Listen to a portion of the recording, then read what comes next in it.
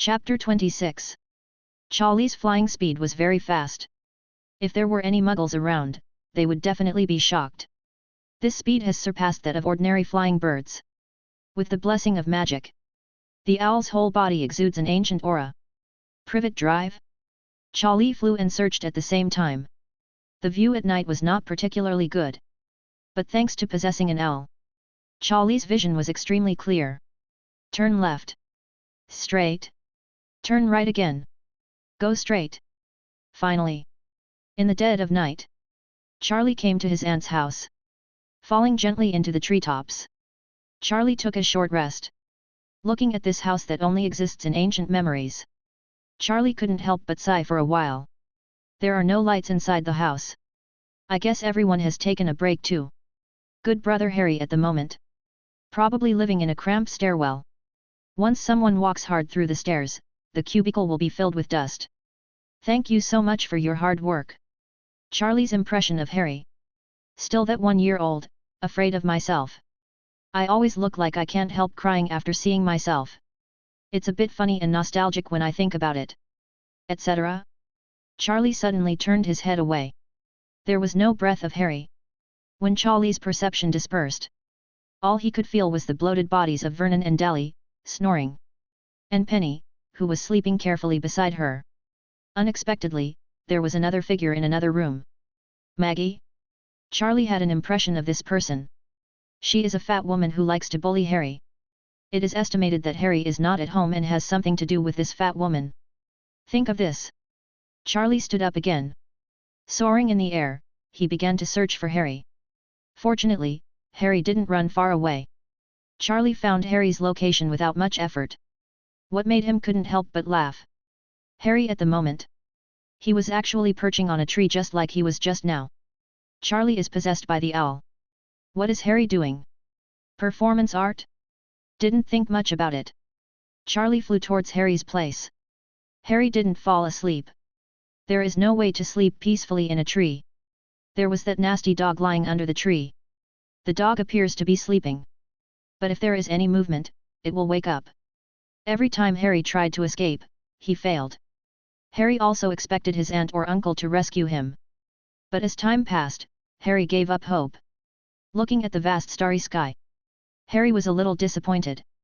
If I were at home, I probably wouldn't bully me like this. My parents should feel sorry for me, right? I don't know how my brother is doing. Last time my aunt let slip that I had a brother in the orphanage, and I wonder if his life would be harder than mine. Harry said to himself. He looked lonely. He longed for family affection, but never got it. The happiest time in the past few years was when he heard his aunt spill the beans and knew that he still had a brother living in this world. This gave Harry a glimmer of hope for the future. When he grows up and has the ability to take care of himself, he must go to join his brother. Suddenly, Harry saw an owl flying at low altitude not far away. It seems that direction. Or myself. Did I occupy its nest? Harry laughed at himself. The next moment, an owl landed next to Harry. The owl was naturally Charlie. Charlie looked at it. Harry for a while and nodded. It looked just like he imagined. Childish and delicate. But his nod made Harry startled. How could this owl have an anthropomorphic posture? It looked too similar. Hello, owl buddy. Harry hesitated for a moment and said aloud. He didn't feel aversion to friendly animals. Sometimes Harry even felt that he could communicate with some animals. Charlie stretched out his wings and patted Harry. This way of greeting frightened Harry again. Charlie didn't mean to scare him. It was just a habit, just teasing him. It happened often when he was a child. But what surprised Charlie was that Harry seemed to be very fast. I'm used to all this. I didn't show too much fear towards the possessed owl. Owl man, do you think I'm funny? I got chased by Maggie's dog and hid in a tree until now. It feels like it's going to be dawn soon, and no one is coming to help me. Vernon and Aunt Petunia didn't care about me, not to mention Maggie. Charlie felt a little cold in his heart. Sure enough, he has something to do with Maggie. Do you really understand? Harry was a little surprised. He vaguely felt that the owl in front of him seemed to acknowledge his confession. Oh my God, are you an angel? Thank you for listening to me. Harry couldn't sleep, so he simply started to have a bitter relationship with the owl. He regarded the owl as his tree hole. Charlie didn't bother him too much. Over the years, Harry's life has not been satisfactory. Compared with himself, it is worse. A lot. Just because of that spell, staying with my aunt is the best choice. Do you know? I actually have a brother. I'm not really alone. I once begged my Aunt Petunia, hoping that Petunia would also adopt her brother. Even if my brother and I live together in the shed in the yard, that's fine. At least let me know that I'm not alone. Charlie was silent. My savior brother. He is indeed very emotional. Aunt seemed to hesitate. But Uncle Vernon was very excited when he heard it and didn't want to say anything. This matter is over as well. I made a decision in my heart that when I grow up, I will definitely reunite with my brother. Harry told it again and again, while dozing off. Soon. The sky is bright. A bloated figure slowly emerged. Maggie is here. Chapter 27. Maggie is very tall. A colorful outfit. It seems extremely earthy. But she should be enjoying it. This kind of aesthetic. With this kind of personality, it's a perfect match. Harry, have you reflected? The sharp voice broke the silence. Harry immediately jumped out of his sleep and woke up. Charlie was still beside him. After Harry saw the owl, he pinched his cheek. I wasn't dreaming just now. There is really an owl that nods its head when listening to my stories. Oh my god. Charlie was a little unbelievable. Damn you little bastard, did you hear that? Maggie's sharp voice became a lot louder and she used ugly words. But Harry seemed to be used to it. Every time he saw this person named Maggie, nothing good happened to Harry. Even Harry always expected hope, this person doesn't show up. Maggie is Vernon's sister. She lives on a farm in the countryside. She often comes to visit Vernon's family. However, her attitude towards Harry is extremely bad. She feels better. She calls Harry he's a young man. He's in a bad mood. He's just a bastard. Even in his words, he always insinuates that Harry is a freeloader. Regarding these, Harry doesn't care too much. There are some things that Harry doesn't have now. Qualifications. But what troubles Harry is that Maggie is a never-ending person. She will always think of ways to tease and even physically punish Harry. It seems that she will feel better only when she sees Harry deflated. Or better. Maggie, please take this dog away. I'll come down later. Harry said aloud. Oh, damn. You haven't apologized to my dog yet. Rude little bastard, how can I help you out like this? Compared with Dolly, you are far behind. I really don't know why Vernon would adopt a loser like you. Forget it, I won't argue with you anymore, you first apologize to my precious son. Maggie crossed her arms and looked at Harry with some amusement. Harry felt a little uncomfortable and his face became very ugly. Apologize? The dog stayed with him all night. Harry said he was sorry when he was running away. But who has paid attention to him? This has passed overnight. Maggie still wants to tease me? Trample on my dignity. Is this how to make her happy? What makes Harry unbearable is that the dog that squatted all night, he actually became arrogant again at this moment. He kept barking at Harry. No, I don't apologize. Harry said firmly. It is impossible to lower his head anymore. Charlie looked at Harry like this and nodded secretly in his heart. Little guy, he still has some backbone.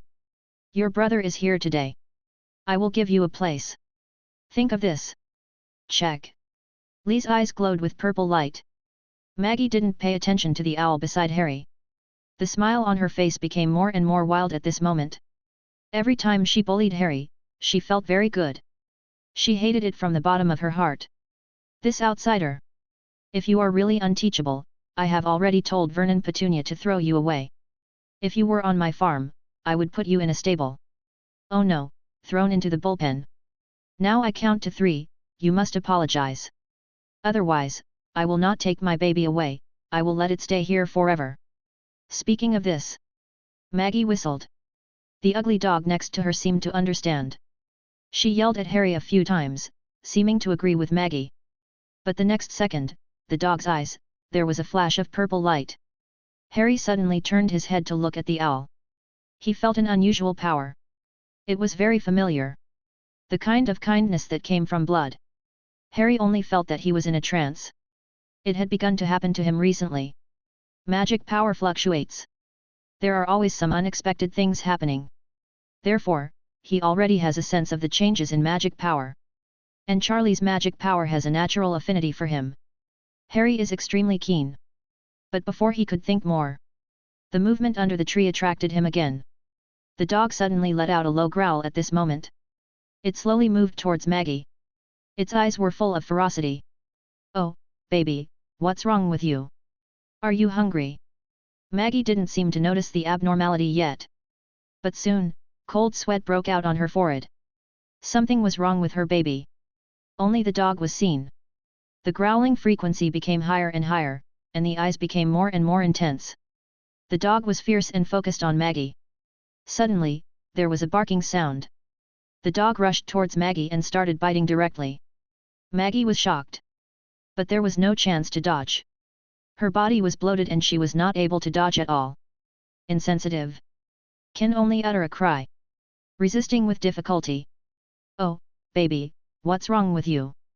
How could you attack me? I need to wake up quickly. I am your mother. Oh my gosh, it hurts so much. Baby, are you possessed by a demon? Damn it. You bastard. Vernon. Vernon. Come and save me." Maggie's screams resounded through the sky. For a time, many people on the street were awakened.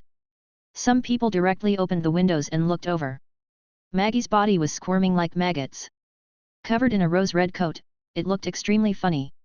At this moment, Harry raised the corner of his mouth slightly. Seeing Maggie like this, he felt very happy. Maggie had finally received her retribution. Thinking of this, Harry couldn't help but look at the owl beside him. "Is it you? If this is you, thank you very much. Brother Owl." Charlie glanced at Harry.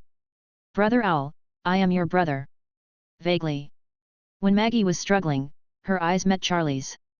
Maggie felt as if she had fallen into an ice cellar. There was an outrageous thought in her heart.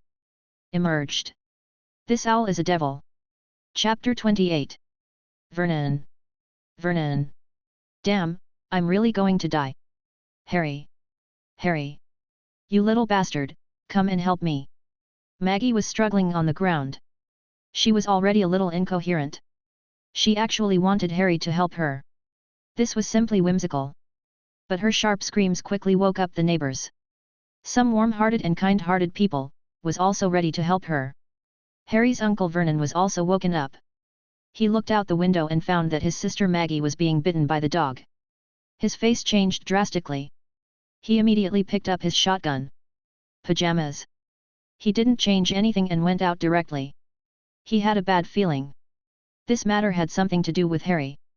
He had discovered something different about Harry long before. For example, Harry could suddenly control the levitating of objects.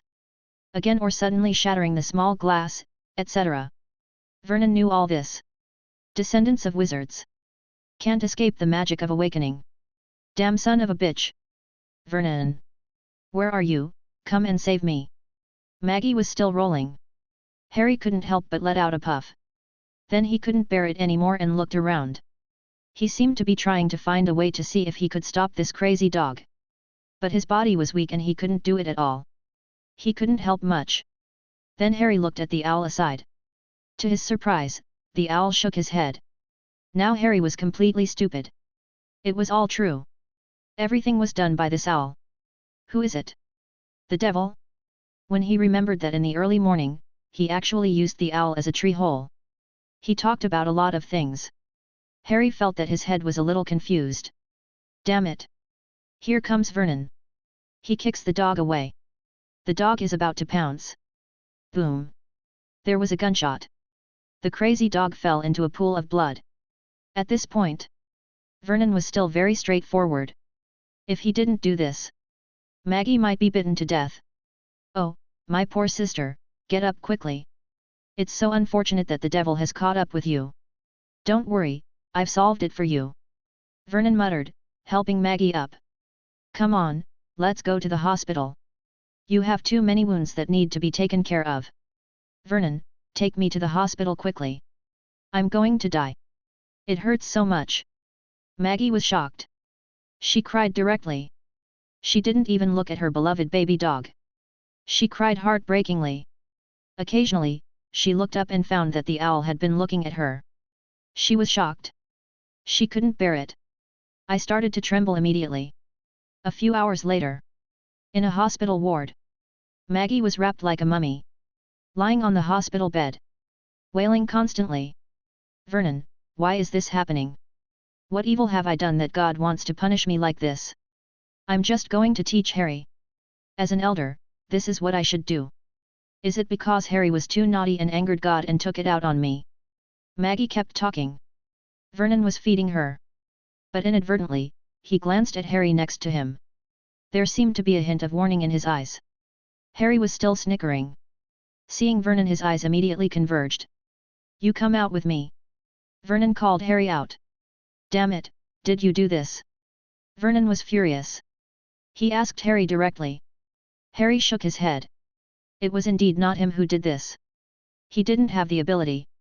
If he had, he wouldn't have been chased into the tree by this dog. One night. You'd better not let me find out anything. Vernon warned Harry. Then he entered the ward again. As soon as he entered the ward, he immediately put on a smile. My sister, let's finish quickly. Rest well and recover well. Vernon picked up a bowl of mushroom soup. Vernon, this has nothing to do with Harry. If he hadn't stepped on my dog, I wouldn't have chased him out. My dog doesn't go crazy, it's all because of him. Maggie wailed and scolded Harry. This look made Vernon frown. Harry, it's all Harry. Vernon, get rid of him now. He is a disaster. Maggie suddenly shouted, causing other people in the ward to feel dissatisfied. Maggie, have some soup first. Vernon patiently. No, Vernon, you send him away first. Maggie screamed. Finally. Vernon's face turned ugly. Enough. Vernon dropped the bowl and left. He had had enough. It was so unreasonable. It kept making noise. Ah. Vernon, you don't understand me either. Don't leave. What will I do if you leave? Believe me, it's all Harry, the disaster star. Maggie was a little panicked. Suddenly, out of the corner of her eye, Maggie seemed to see a familiar figure. It was an owl. It was flying leisurely in the sky outside the window. That cold look seemed to be looking at Maggie. Maggie was suddenly shocked. She started shivering. She picked up the quilt and covered herself.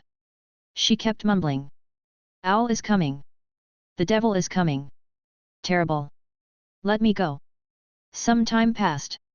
Others in the ward couldn't take it anymore. Open up and communicate with Vernon. Your sister seems to have a mental problem. How about you guys discuss it and take her to see a psychiatrist? It's not an option for her to continue like this. After Harry heard this, he couldn't hold back the smile on his face. Maggie actually had this day too. She looked out the window. The owl was still there. Harry and the owl looked at each other. Then Harry left the ward directly and started walking to the rooftop. Chapter 29. Harry was now convinced. This time Maggie was bitten by her own dog. It must be related to that owl. And he had a feeling in his heart. That owl came just for him. Just to stand up for him. Soon. Harry ran to the rooftop of the hospital. Not surprisingly. The owl also came here. Are you helping me, owl man? Harry was a little surprised. He stretched out his hand to touch the owl. It turned out that the owl didn't buy it and just avoided it. That arrogant look made Harry feel embarrassed for a moment.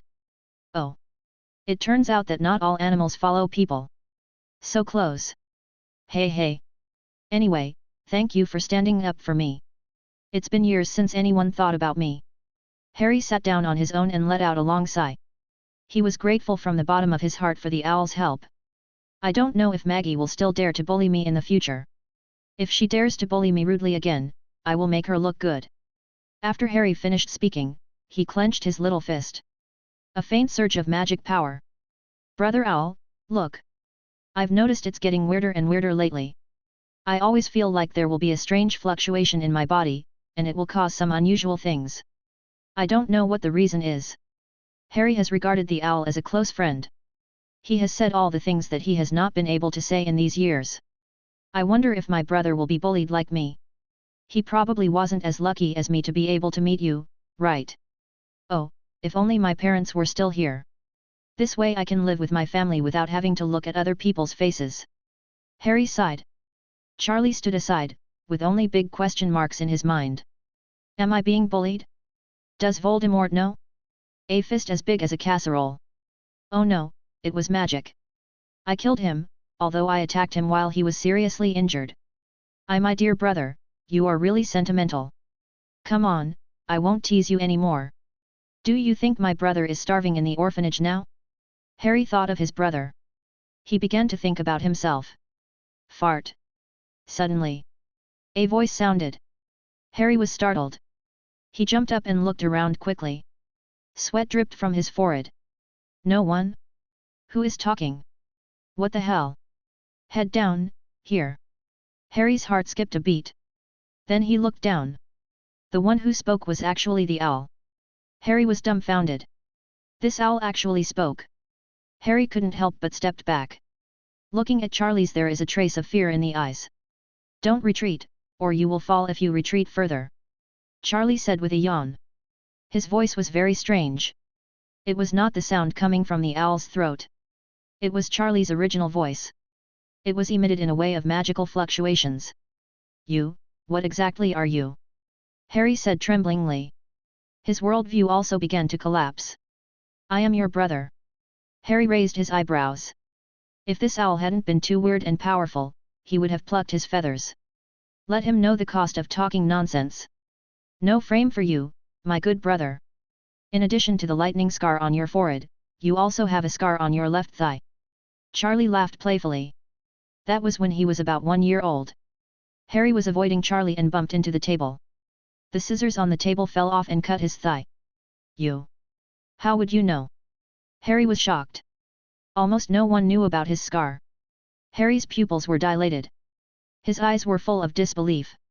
Your father's name is James and your mother's name is Lily. You should have heard this from your aunt.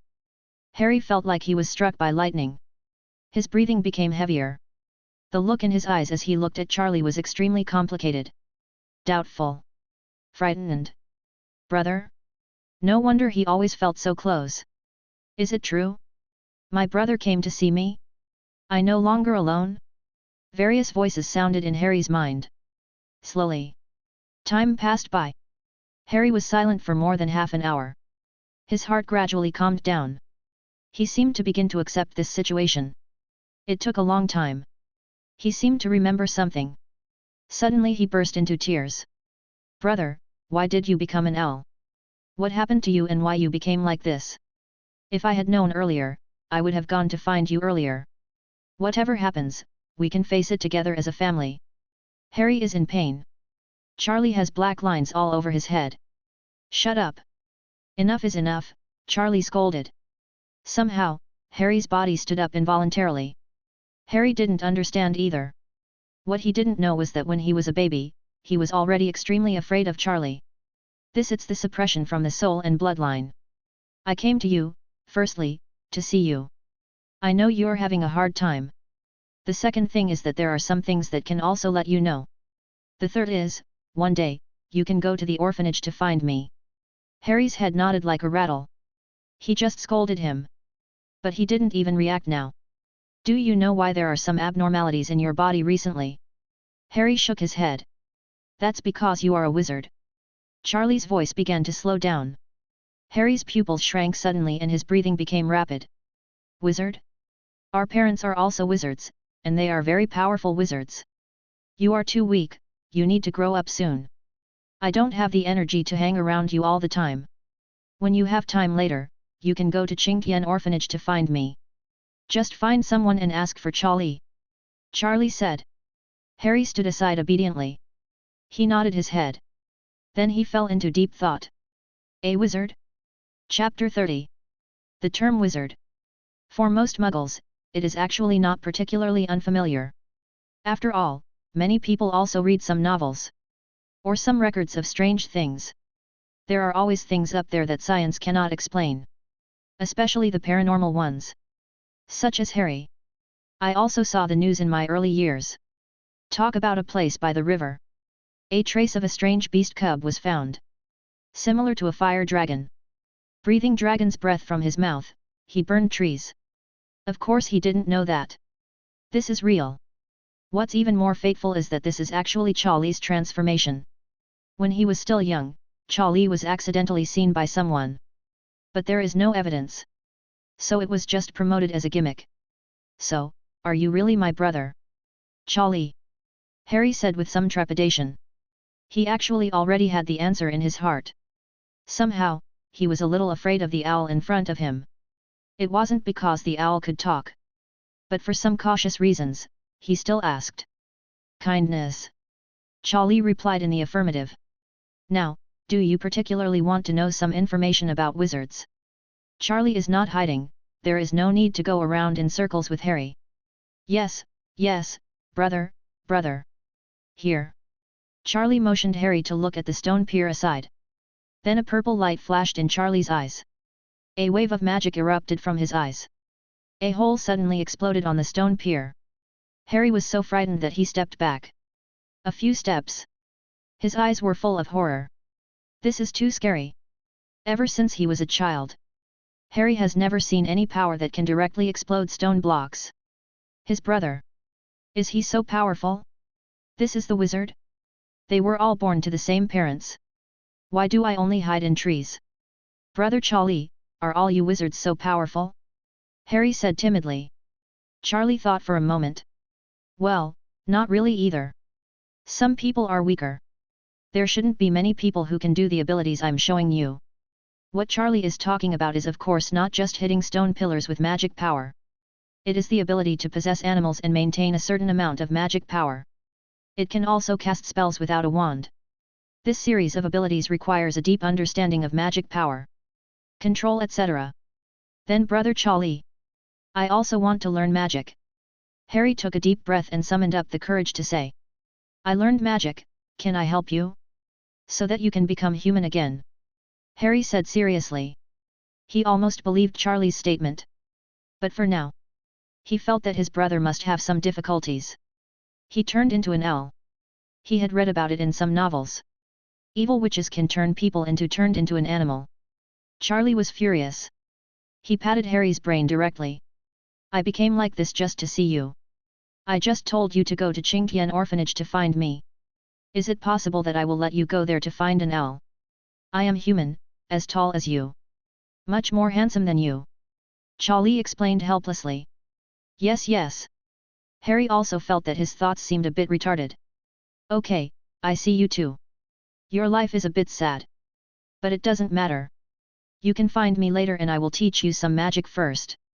Give you some more money, you should eat and drink. In this way, I can be considered worthy of my parents. After Charlie finished speaking, he began to flap his wings and slowly rose into the sky. I have to go, see you later. You are well. Harry looked at the owl that had already taken flight. A trace of reluctance flashed in his eyes. But in the end he just said goodbye. But he couldn't help but feel happy in his heart. Family. I have a brother. It feels so solid. It turns out that I his brother, so powerful. He is a wizard. He can break stone blocks. He can also turn into an owl. Amazing. At this time, Charlie has already flown into the sky. If he knew what his brother Harry was thinking, he would probably be angry. It had to fall directly. Fortunately, things went smoothly. Harry was also obedient. This made Charlie quite satisfied. One of the more important points of this visit was to lay some foundations for Harry in magic. To be honest, in fact, Harry's magical strength does not improve very quickly. If Charlie had made some preparations for him early, Harry would have a certain ability to protect himself in the future. But what Charlie did not expect was that in the future, Harry would be affected by Charlie Lee's tutoring. How deep will his attainments in magic be? Of course, he is definitely not as good as Charlie. Charlie left a little hastily. But he had to go.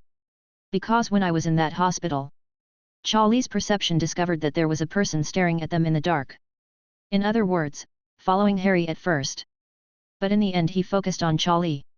Even more interesting is Charlie's discovery of sentience. The man in the shadows has a hidden magic mark on his arm.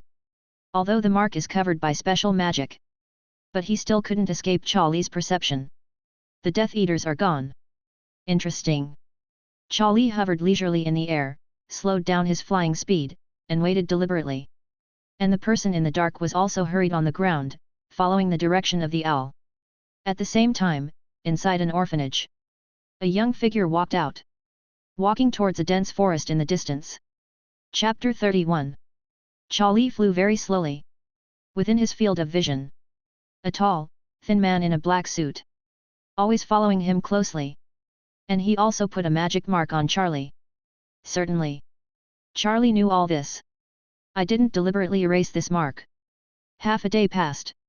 The owl possessed by Charlie flew into a dense forest. The man in black suit hesitated slightly in front of the dense forest. Just followed in. Fluorescent flash. When walking deep into the dense forest, the man in black took out his wand and actually performed the illuminating spell. He slowly raised his arm and chanted the spell slightly. The arm seemed not to obey his orders, so it pulled him and changed it. One direction. It's here. He murmured, shook his head, and moved on. But what he didn't know was that although he had been tracking the owl possessed by Charlie, all his actions were under Charlie's attention. Or maybe it was Charlie who deliberately left him signals and clues. 2/4 of an hour later, the magic mark on the hand of the man in black reacted more and more strongly. This was the magic he had cast before to track Charlie. As long as he followed, the closer Charlie gets, the stronger the feedback will be. Come out, Dark Wizard. I know you are here. You have violated the wizard's regulations and I have the right to arrest you. Now that you're on the ropes, I'll help you fight for leniency in court. The voice of the man in black sounded deep in the dense forest. Charlie was also a little surprised. Listening to him like this, he seems to have another layer of identity. Oro from the Ministry of Magic? It seems that the noseless guy from before has penetrated the influence. Very powerful. Come out, don't think about any tricks, you may not know my strength well. No dark wizard can escape me. I'll count to 3. If you don't come out, I'll... The words just fell. Charlie's figure appeared in front of this person, looking at him half smilingly. When the man saw Charlie's figure, his pupils suddenly shrank. A look of horror appeared on his face. Then it turned into a surprise. He originally discovered that Charlie was possessed by an owl and had communicated with Harry for a long time, so he wanted to find out Charlie's identity. But what he didn't expect was, I actually found another person here. A man who looked very similar to Harry and had very similar features. It is clear. Charlie is Harry's full brother. After Harry's parents were killed, everyone in the wizarding world knew about it. Most people knew that Harry was adopted by his aunt. There were also dark wizards who wanted to use some means against Harry, but the protective spell on Harry gave them a blow. It caused a lot of damage. But the other person in the legend has never been seen. That's Charlie. Hogwarts did a good job of keeping his information secret. What are you doing here, young man?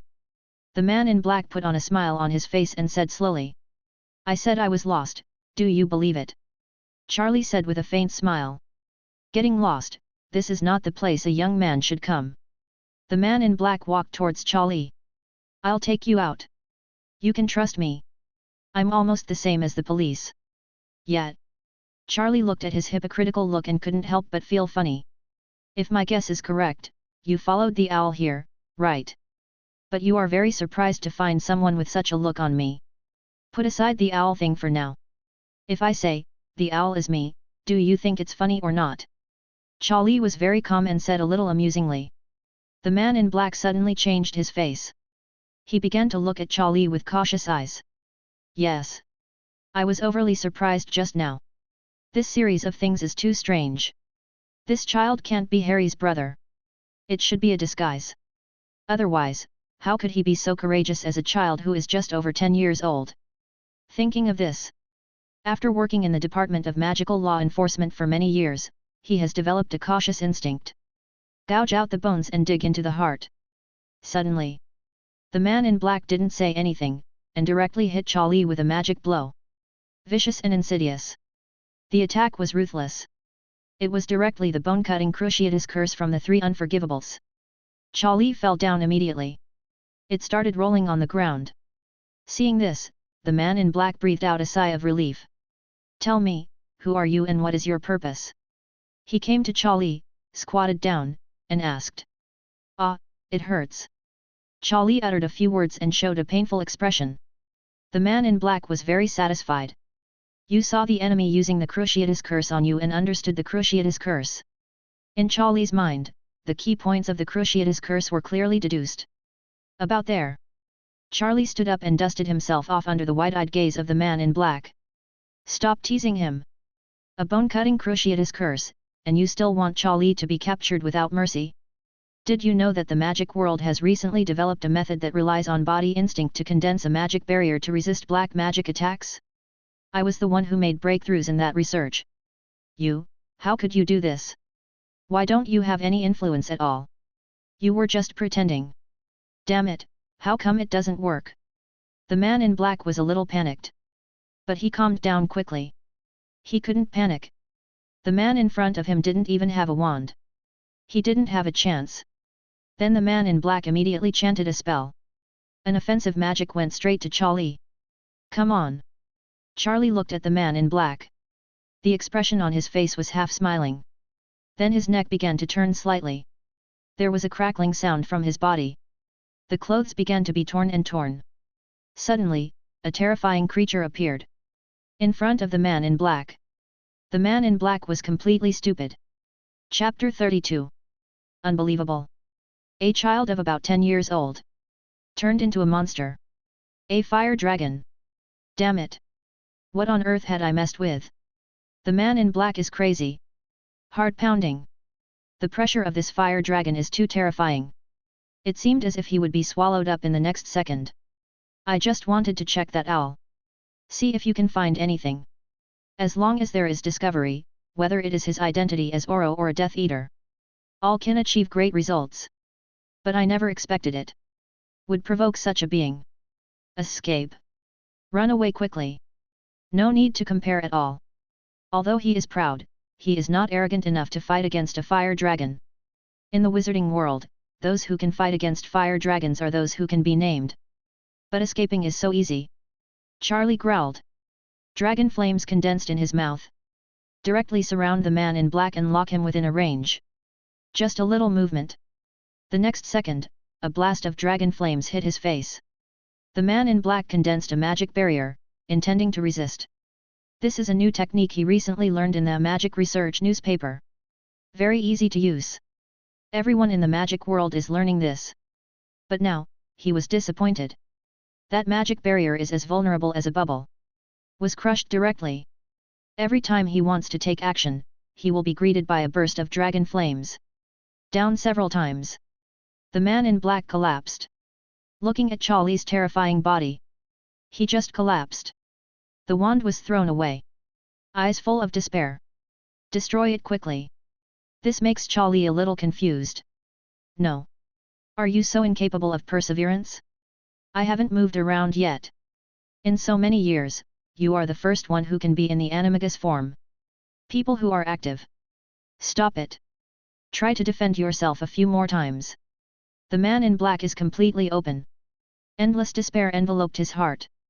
Pick it up. Charlie ordered. The man in black trembled and didn't know what to do. Wand, pick it up.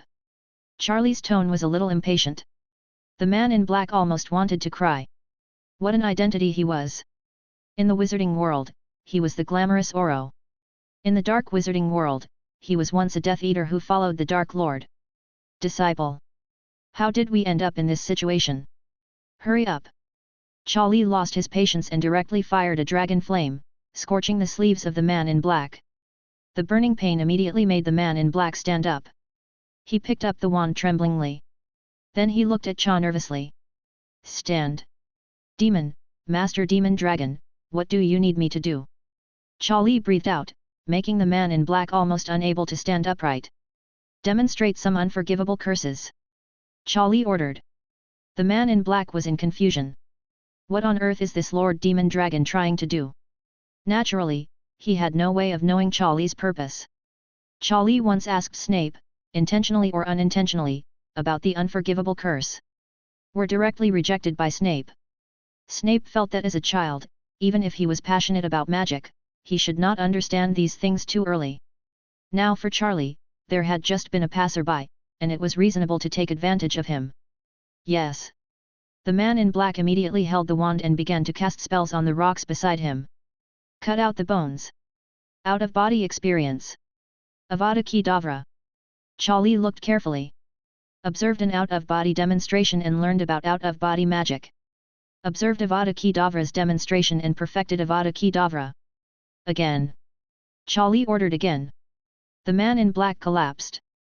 But under the pressure of Charlie, it happened again. This time he had no strength at all. The unforgivable curse consumes a lot of magic power and physical strength. He couldn't stand it anymore. Fortunately, it is better to cast magic on the stone. Otherwise, after 1 or 2 spells, he will kneel down. He perfected the out-of-body magic and perfected the heart-breaking and bone-cutting technique. Charlie kept deducing the details of this curse in his mind. After a while, Charlie felt that he had almost mastered it. Give me the wand.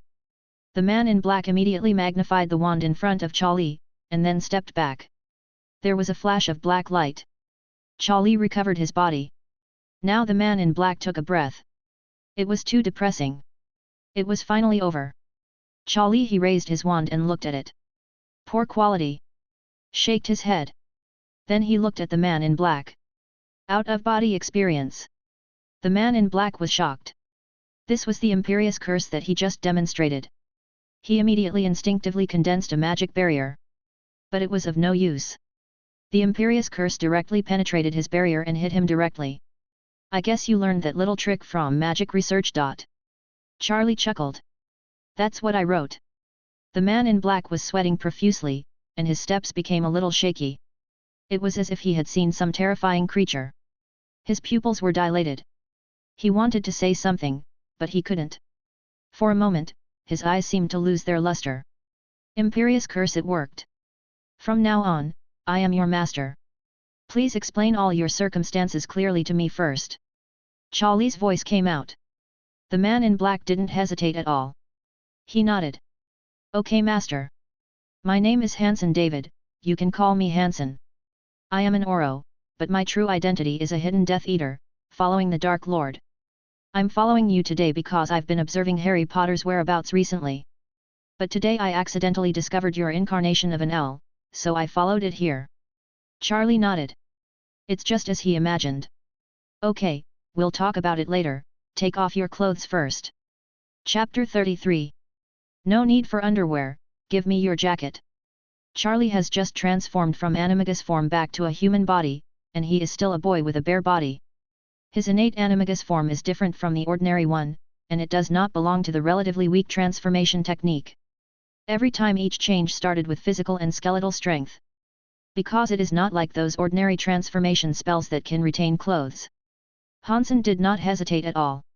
He took off his coat and so on and gave it to Charlie. Continue.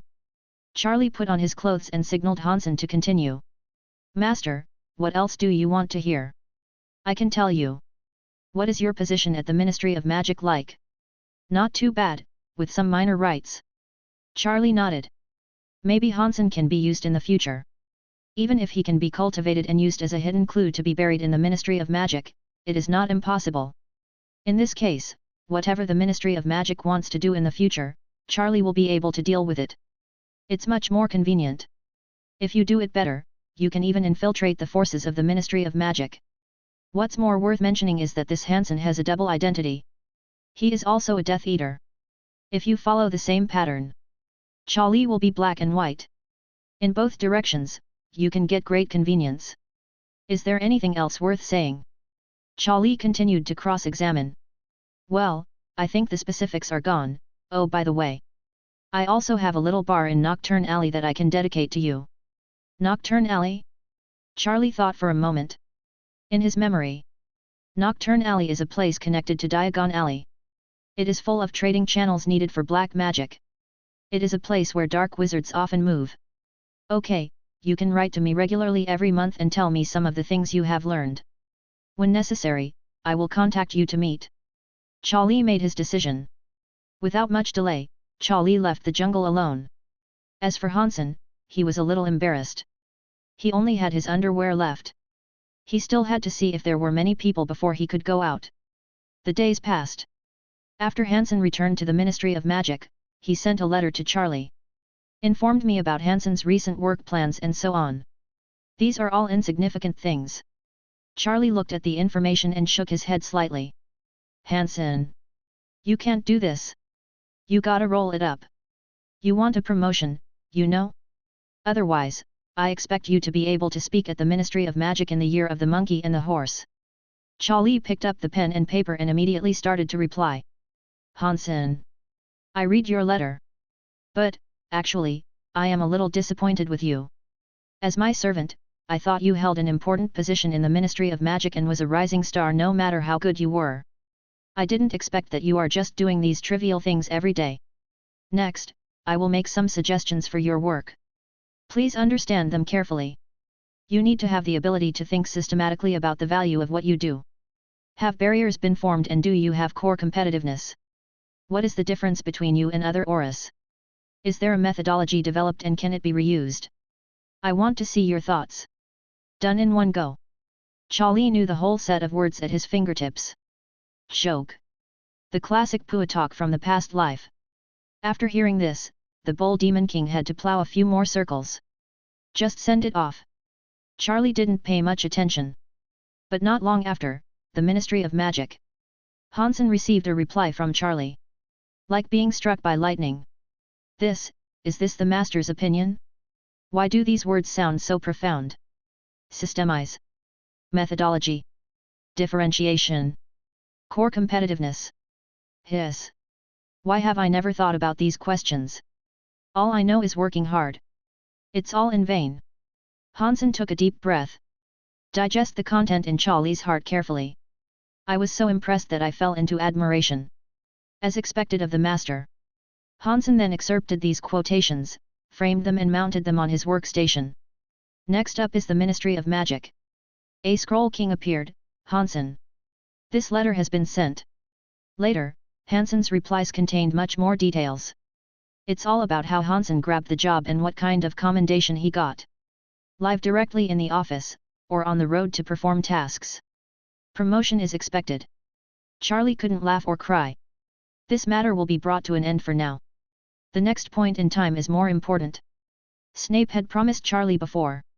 Take him to Diagon Alley in advance. Give him the original reward for magic research.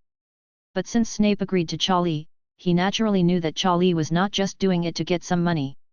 The other things in Diagon Alley were what Charlie wanted to see. Certainly. Charlie knew it too. This time when he went to Diagon Alley, Snape had no right to give him his parents' inheritance.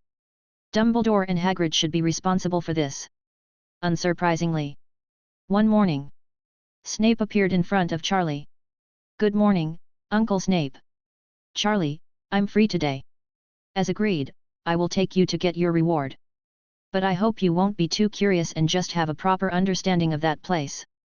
If there's something you're really interested in, it's not a big problem to check it out in advance. But you have to make sure you don't get into trouble. Snape said a lot at once.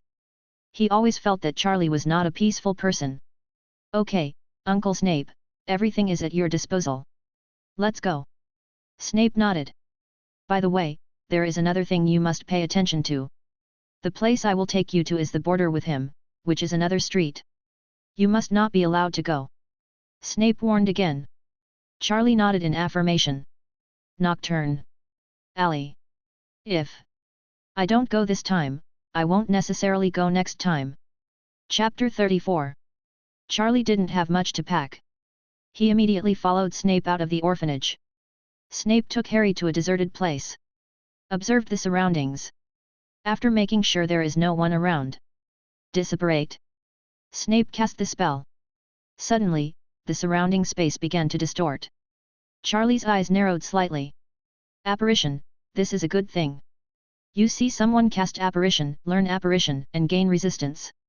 A bunch of information came to Charlie's mind. But there is no time to analyze it yet. The scene in front of Charlie suddenly changed. Wait until the surrounding area becomes calm.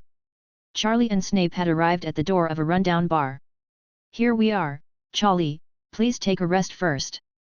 Snape turned his head and went to help Charlie. After all, it was Charlie's first time to experience apparition, so he should be extremely uncomfortable. It could range from vomiting and dizziness to death. Snape has seen this before. Several times. But now, Snape was stunned by Charlie's performance. Far from being negatively affected, Charlie was lively. There was even a trace of excitement on his face. It was as if he had experienced a refreshing experience. Roller coaster. What's the matter, Uncle Snape? Charlie asked. Oh, nothing. I mean, Charlie, are you feeling uncomfortable in any way? Even a little bit will do. Charlie moved his body and found nothing strange at all. Without. Charlie felt calm. Snape was confused. Is this Charlie's talent? I think back then, when he was practicing apparition, he vomited countless times.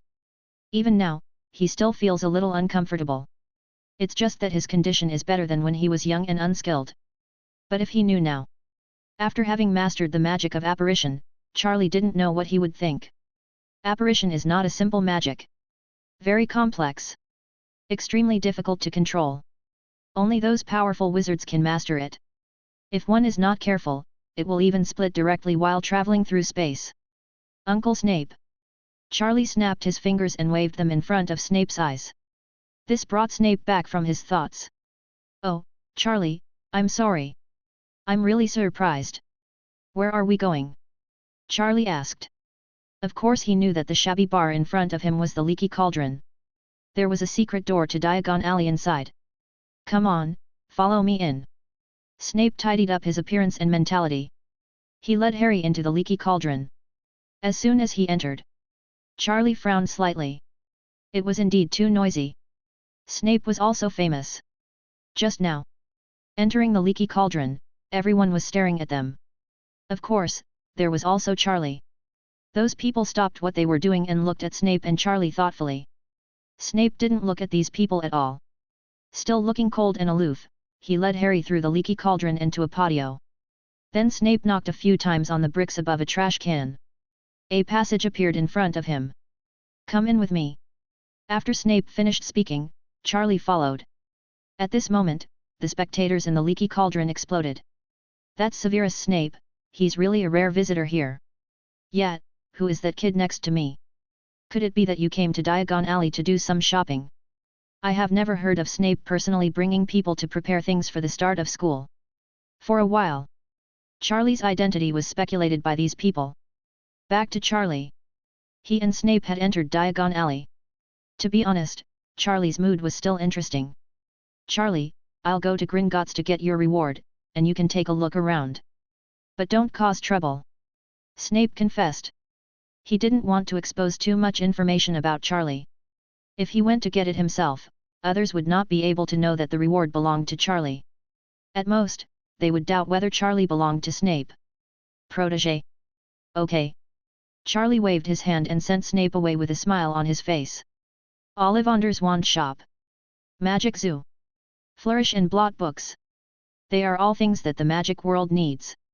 Didn't think much about it. Charlie walked directly into Ollivander's wand shop nearby. The first thing a wizard does is naturally get a magic wand to play with. As for the money, Snape will definitely take it and pay it by then. That should be enough, right? Oh, welcome. As soon as Charlie entered the wand shop, a skinny old man made a voice. After seeing Charlie alone, the boss Ollivander let out a light sigh. He seemed a little surprised. It's not the eve of school, so it's really rare for little wizards to come here to pick out wands. Come on, future star of the wizarding world, tell me your demands. Well, what I'm wondering is, do you have any broken wands here, or defective ones? Charlie spoke directly. Ollivander suddenly looked a little dazed. He had never heard such a request. Want a defective or broken wand? What wizard would need this? Oh, Mr. Little Wizard. If you are in financial difficulty, I can make an exception and give you an ordinary magic wand. But please don't use those defective products, okay? Those can cause harm to you. Ollivander said. In his heart, Charlie has been labeled as a child from a poor family. Of course Charlie is not looking for gain. But he has his own plan. He plans to get a batch of wands. Yes. Yes, A batch of wands. Go back and study the production and improvement of wands. After all, these skills have been understood long ago. But there is a lack of conditions to practice. Now that I come to Ollivander's wand store, I can't miss it. Chapter 35. Oh, listen. My cute little wizard. A great wand maker would never allow defective wands to come out on the market. Selling these wands would harm my conscience and reputation. I absolutely won't allow it. Ollivander said righteously. Charlie was just about to speak. But found that Ollivander went directly to choose a wand for Charlie. Your handsome appearance will definitely suit this one. Ollivander took out an old box from the cabinet. Maple wood, 11 1/10 foot, very elastic, unicorn hair core. Give it a try, he must be a good fit for you. Ollivander didn't allow Charlie to refuse. He handed the wand directly to Charlie. Charlie originally wanted to say more, but looking at Ollivander's persistent eyes, he still didn't say anything. Forget it. Try it. Let's experience it. Then Charlie held the wand and looked at it for a while. He clicked his tongue. What's wrong, my little wizard, doesn't his hand fit? Ollivander immediately caught the change in Charlie's expression. Oh, no. This wand has a slight flaw. Charlie told the truth. Defect. Ollivander raised his eyebrows. A look of sullenness flashed across his wrinkled face. Little guy, you dare to judge my craftsmanship. Thank you for your kindness. I just wanted to give you a wand for free. Now you are sure not so lucky. Charlie didn't look at him. Having understood various wand-making principles and craftsmanship techniques, he could be said to be half a wand master. This degree of curvature will affect the flow of magic power if maple wood is used as the raw material. But try adjusting the degree of curvature. Charlie said out of respect for the craftsman. Ollivander frowned. Little wizard, you are too rude. The tone began to become unfriendly. Arrogant people. Come on, I won't accept a little guy like you who doesn't know the heights of heaven and earth. Ollivander was a little angry. At this moment, the sound of opening the door broke the stiff situation. Hello. The person who spoke was a little girl. She had long golden hair and delicate facial features. She looked like a porcelain doll. She looked thin and petite. Oh, Miss Hermione. I've already got the wand you ordered before. Just wait a moment and I'll get it for you. Ollivander immediately started business. Hermione had bought a wand from him before. She also ordered other wands. Hello, my name is Hermione. Hermione nodded towards Charlie. Elegant and polite. Charlie was a little stunned. Hermione. What a coincidence. We met here. Isn't it time to start school yet? Why did she come to do some shopping in advance? Charlie didn't know. Hermione had actually contacted the teachers at Hogwarts a long time ago. She had also been exposed to information about magic and the wizarding world earlier. Now that she was on vacation with her parents, she came directly to Diagon Alley to do some shopping. The last time we came to Diagon Alley, Professor McGonagall personally brought Hermione here. Hello, my name is Charlie. Charlie also nodded politely. Oh, damn. Little wizard, why don't you leave? I don't welcome you. Ollivander was looking for a wand in the store. While rummaging through the boxes, he yelled angrily. Looking at Hermione's curious eyes.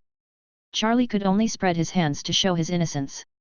I just heard at the door that you seemed to be saying that adjusting the curvature of this wand can release magic power better, right? Hermione's voice was very soft, but she showed interest. She is a true academic. Hardworking. Talented. She has a strong desire to explore everything. Yes. Charlie responded. He was afraid that if he answered too affirmatively, Ollivander would kick him out directly. Can I try it? Hermione was a little curious. Random. Charlie's eyes indicated that it was none of his business. Then Hermione smiled slightly and winked mischievously. She gently picked up the wand. Fluorescence flashes. Suddenly, a small circle of light appeared on the head of the wand. Charlie came to Hermione's side. He directly grabbed the wand and straightened the curvature of the wand. You try again. Hermione was a little stunned. Is it so rough? You said to adjust the degree of curvature, is this the adjustment method? I was dizzy. I actually believed him just now. I wanted to try it. No wonder Ollivander was angry. Ah! Hermione's eyes were weird. She looked a little depressed at Charlie. Try it. Charlie said. All right. Hermione pursed her lips and said with some reluctance. Fluorescence flashes. A soft spell came out.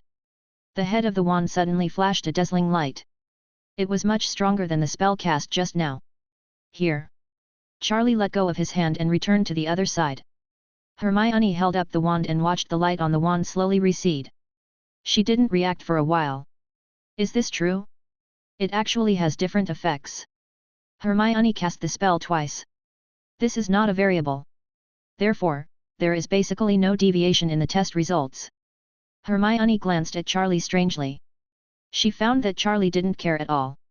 Then she looked at her hand again. Wand in. Try again. Hermione made up her mind. Fluorescence flashes. Another lighting spell. This time the result is the same as the first time. A faint flash. Like a flickering candle. The difference between this time and the last spell. The only difference is that there is no Charlie grip. Hold the wand. Straighten the wand. Now Hermione began to waver. For people like Hermione, what she believed in most was the truth. That is, the result of trying it herself. It turned out that she really only needed to straighten it. The power of this wand has become much stronger. This man named Charlie is about the same age as me. He actually has such profound knowledge on wands. The wizarding world is indeed full of talents. Chapter 36. For a while, there was something wrong with the way Hermione looked at Charlie. What does this classmate do? Could it be an apprentice from another wand shop? In the wizarding world, making a wand is a very complicated craft, and only a few people can do it. As for doing well, there are even less. So basically, everyone will buy from Ollivanders. The wands he has here, both in terms of quality and quantity to choose from. It's better than other places. Correct. This classmate must be an apprentice in wand making. Otherwise Ollivander wouldn't have driven him away. Charlie, I apologize to you, I didn't expect it would really work. Hermione said solemnly. She is on the side of the truth. There was a lot of noise in the wand shop. Ollivander was still rummaging through the boxes. So Hermione's voice was not heard. It's okay, little trick. Charlie smiled. Hermione curled her lips slightly. Is this still a trick? It's not like she hasn't studied wands before. However, the production process is too complicated and the materials are too difficult to obtain. Therefore, after a few attempts, Hermione gave up. By the way, Miss Hermione, what are you doing here? Charlie asked, one after another. He was still waiting for Ollivander. When Ollivander is free, he would have a good talk with him about purchasing a batch of inferior wands. Me. Hermione sat down. I'm here to pick up another wand that I pre-ordered here. Also, the wand I used for research at the beginning seemed to be a little broken. Every time I cast a spell, it feels like the magic power is being blocked. Thinking of this, Hermione has some troubles. She has been troubled by this problem recently. She doesn't have much magic power reserve now. It is not easy to be able to cast some simple magic. And she must rely on a wand to use it. Now the wand is always on strike, so she has been unable to practice well recently. Yet. Charlie nodded.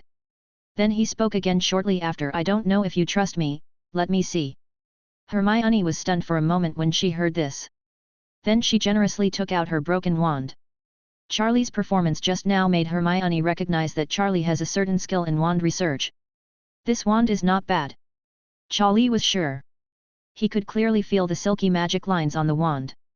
It was exquisitely designed to concentrate the magic power at one end to enhance the spell-casting ability. He held the wand in his finger and looked at it. Charlie soon discovered it. The problem with the wand is that the core of the wand has aged a bit. Charlie fumbled around and took apart the wand. It was a combined wand, and it was not troublesome to take it apart. A trace of distress flashed across Hermione's face. After all, Charlie, not that trusting yet. After all, if you are not an extremely professional person, it will be difficult to put the wand back together perfectly after being dismantled. Oh, damn!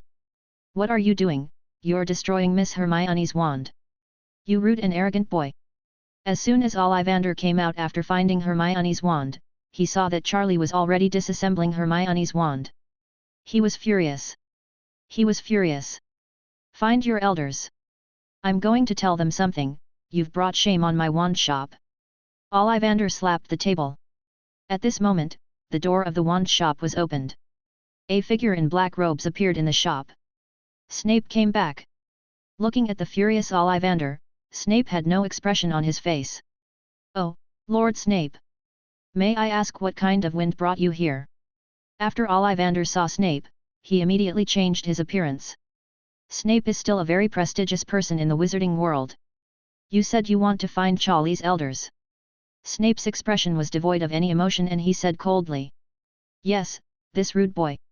Ollivander snorted coldly, his eyes looking at Charlie a little angry. I am. Snape finished speaking. He ignored the surprised looks in Ollivander's and Hermione's eyes. He came to Charlie's side and watched Charlie operate. His heart skipped a beat. Charlie, when are you going to do this? Even learn the wand skills. Your technique looks very professional. God. Lily, what kind of freak have you given birth to? Ollivander smacked his lips, as if he wanted to say something. But he glanced at Snape's face and closed his mouth again. He just mumbled quietly. Even if it is your descendant, it would be too rude. Of course the voice is very small. All right. Charlie said. He clapped his hands. He disposed of the aging part of the wand core, and then skillfully put the wand together again. I repaired a wand, advanced my understanding of wand-making theory, and understood the craft of wand-making. Finished all this. The knowledge and skills of the wand in Charlie's mind have reached another level. Miss Hermione, you can try. Tell this rude little bastard that he broke your wand. All this requires him to pay. Ollivander was more excited than anyone else. Just when I was about to continue talking, I noticed a cold and ruthless gaze. Look straight at yourself. I couldn't help but feel a chill in my heart. Finally, I chose to keep my mouth shut. After all, Snape. People who know him still know some of his methods. People don't talk much. Society, I am Brother Pu. Hermione took the repaired wand. Thanks. But I still have no confidence in my heart. After all, among the people present, except Ollivander, who is the real wand maker. Others are not convincing. Try it. Hermione took a breath. Fluorescence flashes. Then a childish spell sounded. In the dark wand shop, a dazzling light shone. Ollivander was shocked. Snape's eyes narrowed slightly. Hermione was delighted. Chapter 37. All right. Charlie, you are really amazing. It's really good. Hermione was very happy. To be honest, she was still worried that her wand could not be repaired. After all, this was her first wand. She had been using it for a while. It had a special feeling.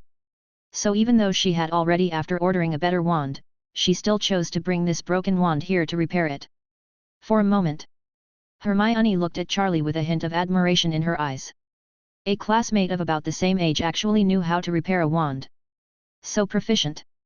Snape was also very surprised. A smile couldn't help but appear on that face like an iceberg. Somehow, every time Charlie showed abnormal abilities, Snape had begun to gradually lose his temper. I feel happy for Charlie from the bottom of my heart. He has a kindness like an old father. Well done, Charlie. Snape praised. Then he looked at Ollivander again. His expression became the same as before. Keep away from strangers. Ollivander didn't even look at Snape this time. His face was very expressionless. It's surprise. His face is full of disbelief. Impossible, absolutely impossible. After that, Ollivander rushed out of the counter and came to Hermione. Without saying hello, he took the wand in Hermione's hand, raised it above his head and began to study. He looked at it carefully for a long time. Ollivander's a look of horror flashed in his eyes. Then he picked up the wand and waved it a few times. Waves of magic power surged out. It was extremely silky. It didn't look like a defective wand at all. Ollivander only felt that his god collapsed. A sense of powerlessness filled the whole body. He almost collapsed to the ground. Thinking back to the time when Ollivander went to work as an apprentice. But when he was 20 years old, he began to have the ability and courage to disassemble and assemble the wand. And it was a waste of time. It took huge financial resources and manpower to develop his skills. The little wizard in front of him has no such opportunity.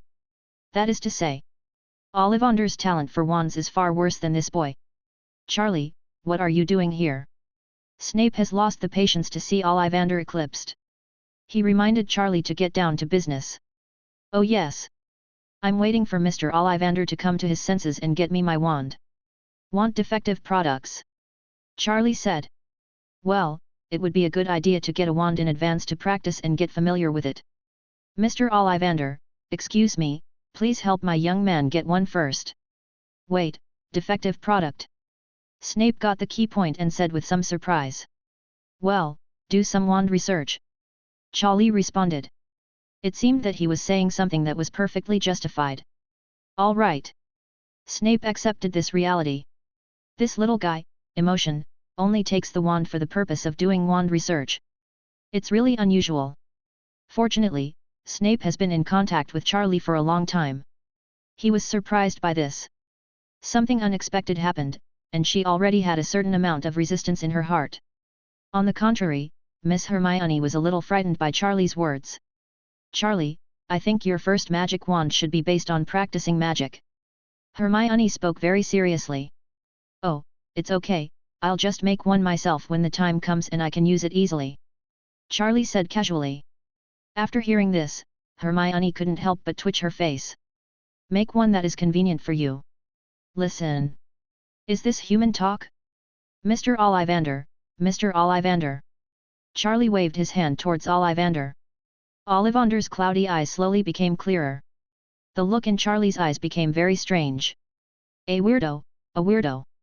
How could he, an ordinary wizard, have such a high talent for wands? Could it be the estranged child of the Ollivander family? Ollivander thought wildly for a while. After all, in the entire wizarding world, people who are very talented in making wands all come from the Ollivander family. Thinking of this, Ollivander looked at Charlie even more weirdly. Mr. Ollivander? Charlie asked doubtfully. Oh, sorry, I'll go right away. Ollivander calmed down. After speaking, he went to turn over his wand. Charlie, Snape, and Hermione were waiting aside. Hermione said hello to Snape. Snape. Nap surprisingly responded with a forced smile. Maybe it was because of Charlie. Oh, Mr. Charlie, do you think this wand meets your needs? Ollivander has used the term sir to call Charlie. But his spirit is still so sluggish. His worldview has collapsed. Mr. Ollivander, that's not what I meant. I don't want a magic wand. I want all the defective products. Charlie shook his head. Ollivander was shocked. This young man had such a big appetite for all wands. Did he want to study wand skills directly? Snape also noticed Charlie's intention. He probably knew about Charlie's plan. Go get it. Snape nodded towards Ollivander. Then Ollivander sighed and went back to search. After a while, Ollivander took out a dozen wands. Mr. Charlie, they are all here. Are you going to study the art of wand making? With all due respect, this is not an easy task. Although in my opinion, you are very talented. Charlie took these wands and looked at them slightly. Thank you for reminding. How much? Snape asked. Oh no, these are free. They are all defective products, and they are not sold to others in the first place. Ollivander's wand shop does not allow the sale of such wands to customers. Charlie forgot to glance at Snape. Uncle Snape, keep some of it as money for materials. Snape listened and nodded with some satisfaction. Very good, not taking advantage of others. Charlie was becoming more and more satisfactory. Then Snape dropped a bag of gold galleons and motioned to Ollivander to collect it. Exit. Ollivander couldn't resist, and finally had no choice but to stay. When Charlie and his party were about to leave, Ollivander seemed to have made some decision. Mr. Charlie, if you have repaired these wands, you can bring them over and show them to me. We can study it together. When the time comes, I can share with you my notes on my wand-making craft over the years. Charlie felt slightly happy after hearing this. Ollivander's wand-making notes. This is a real good thing. Thanks. Charlie said politely. Chapter 38. Charlie and his group left Ollivander's wand shop. Hermione said goodbye to Charlie and Snape politely. She is in a good mood now that she got a new wand and repaired the old one. Next, she needs to add some other things to Diagon Alley. Charlie, nice to meet you. Hermione stretched out her hand to shake Charlie's hand. Charlie responded generously. Nice to meet you, Hermione. Then Hermione left on her own, leaving Charlie and Snape alone. Snape glanced at the clock in Diagon Alley and spoke slowly. Charlie, I don't have much time, I need to go back early. These are your rewards, which are relatively large, so you should have enough. If you go back now, I can apparate you back. But if you still want to hang out here, I may not have time to see you off. It would be more troublesome if you go back by yourself, so. Snape was talking when Charlie suddenly interrupted. It's okay, Uncle Snape. If you're busy, leave first. I want to take a walk here. Snape's answer to Charlie was not surprising. Which child who came to Diagon Alley for the first time would not be fascinated by the dazzling array of goods here? Especially now that Charlie still has money in hand. But Snape was still hesitant. Are you worried that I won't be able to return to the orphanage? Charlie saw Snape's concern. Actually, you don't have to worry. I feel like I can use it if I apparate.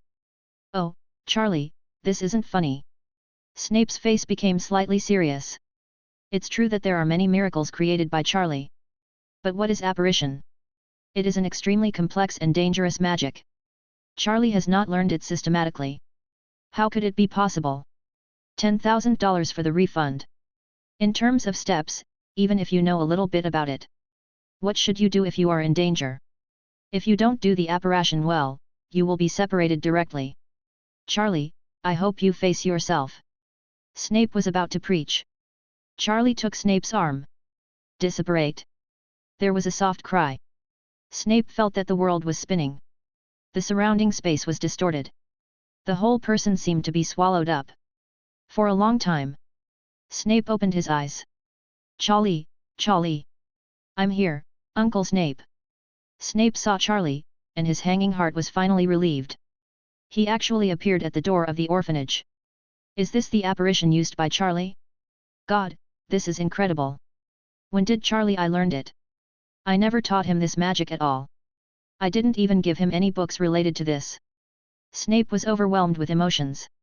He only felt so horrible. But soon, he had no intention to do it. He was shocked. His body was very weak. He was so anxious to find Charlie that he forgot about his physical discomfort.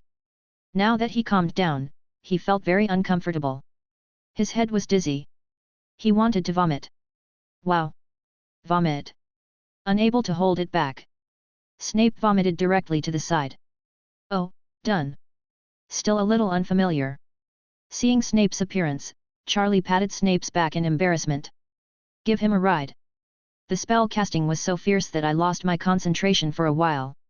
Charlie is not affected, he is directly resistant. But not Snape. It was Charlie, a novice, who caused such a rapid disembodiment. Snape almost fainted. It took a while. Snape finally recovered. He looked at Charlie tiredly. But he found that nothing happened to Charlie a long time. Snape finally accepted this fact. Shook his head. That's all. I'm going back. It's up to you, but be careful and don't cause trouble. The most important thing is to pay attention to your own safety. If you really encounter trouble, you can also report my name. Some dark wizards are still a little afraid of me. Snape warned. Charlie nodded solemnly. Snape's concern for Charlie was all in his words. Soon, the two separated. Today, Snape was beaten to pieces by Charlie again. Produced wand. Instantly learned to apparate. Although the technique is not that skilled and needs to be softened, it is still very scary to say it. What a little monster. Snape thought of this. He couldn't help but shook his head happily. Charlie sent Snape away again. After that, I first put the defective wand in the room inside the orphanage. Then I took a deep breath. The scene of the leaky cauldron appeared in my mind. Disapparate. There was a soft chuckle. Charlie's figure changed. He came to the leaky cauldron again. Following Snape's previous operations, Charlie returned to Diagon Alley.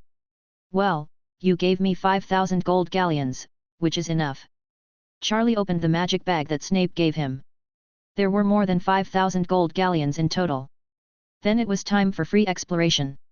The most important ones were the bookstore and the crucible shop. Inside the Flourishes and Blots bookstore in Diagon Alley, there are many books. These are somewhat different from Hogwarts. The books at Flourish and Blots are relatively trendy, and they are not just magic research books. Reading is a way for Charlie to quickly acquire knowledge, information, and abilities. As for Patchy's crucible shop, now Charlie also needs to buy some tools to support his next plan of refining potions. As for other places, you can check it out if you have time. If you don't have time, you can put it aside for now. Soon, Charlie headed towards his first destination. Flourishes and Blots bookstore. Chapter 39. Flourish and Blots is huge. You can't find it unless you walk in. Once inside, it is another vast world. A dazzling array of books are arranged row after row. It's rarely quiet in a bookstore. At this time, there were not many people reading or buying books. Charlie took a leisurely stroll. There are so many types of books here that Charlie couldn't choose between them for a while. When I asked Snape to borrow books before, I always chose them with purpose. Historical development classification. Modern history of magic, important magical events of the 21st century. Well, you can ignore these for now. For prophecies, you can also put them aside for now and learn them later when you want to be a magician. Magic potions and potions, good. From Hatching Eggs to Nirvana, this book on raising dragons is also good. Toadstool Encyclopedia. Vacationing with a Dominatrix. What is this? Before long, Charlie selected many books that interested him. Some of them are not helpful in improving one's hard power. But it can give Harry a better understanding of the wizarding world. Mostly, they are all books that have great inspiration for improving one's own strength and practice. Such as magic potions, magical plant cultivation, magical animal breeding, etc. Dark Powers, a guide to self-defense. This is not bad either. Charlie saw another interesting book. Just when he was about to take a look, a familiar voice suddenly came from behind. Charlie, are you here to buy books too? So familiar. When I turned around, it was Hermione. She didn't leave Diagon Alley either. She had just said goodbye to Charlie and had been wandering around the bookstore. Hermione's big eyes were full of curiosity. She quietly looked at Charlie. There was a pile of books on the side. It didn't matter if she didn't read it. She was shocked when she saw it. The piles of books on Charlie's side were all advanced or even advanced magic practical books. They were all obscure and academic. Topic. And the few books in Hermione's hands were quietly hidden behind her back at this moment. Beginner's Guide to Transfiguration. Elementary Magic Theory. How do prefects gain power? Oops. A little shameful. If Charlie sees me, I don't know what he will think of me. Hermione felt a little regretful at the moment.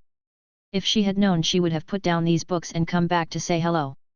She also didn't expect that Charlie was not only accomplished in wand research. Even the core study of magic has reached this point. She didn't quite think that Charlie was pretending to be sophisticated before reading these things. After all these books, ordinary people would have a headache just looking at it. Who would be bored and come here to pick so many things? Check this person out. It's so mysterious. Charlie saw Hermione's little behavior at a glance. Can't help but be a little funny. Miss Hermione, what a coincidence. I didn't expect you haven't gone back after so long. By the way, the research data and theories in some chapters of your elementary transfiguration guide are wrong. So it may cause you to take some detours. Charlie kindly reminded. After Hermione was pointed out by Charlie, a blush appeared on her face. She was a little embarrassed. But soon, her curiosity overcame her inner thoughts. Hermione immediately adjusted herself. She took a few deep breaths and took the book out. Charlie, could you please point it out for me? Some sincerity. Of course Charlie will not refuse.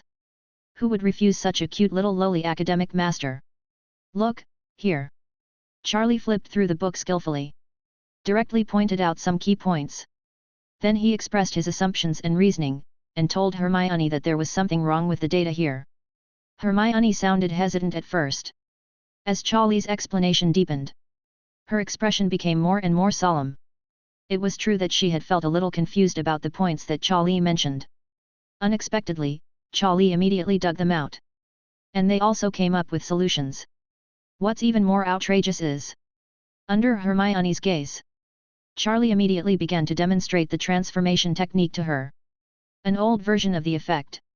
The first version is based on the improved effect of Charlie. Hermione was confused. He almost didn't listen to what Charlie said later. She looked at Charlie and snapped his fingers. The palms of his hands turned into eagle talons. Then he resumed and demonstrated it in another way. Casting spells without a wand, transfiguration is at your fingertips. It turns out he is not what you would call a wand-making apprentice. His attainments in magic are also very profound. Hermione's heart almost broke. She directly heard from Professor McGonagall that she was very talented in magic. So she worked very hard. Start previewing some basic magic theories early. Considerable progress has also been made. Always write to Professor McGonagall. You will hear her unstinting praise. You are the most promising kid at Hogwarts this year.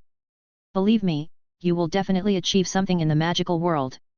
I have known other students, but none of them can learn so quickly like you. Liar. You say I am the most promising person. What is Charlie? Isn't he a student? Let alone casting spells without a wand. I can only scratch the surface of transfiguration now. Hogwarts is so scary. Hermione. Charlie noticed that Hermione was suddenly distracted and waved her hand.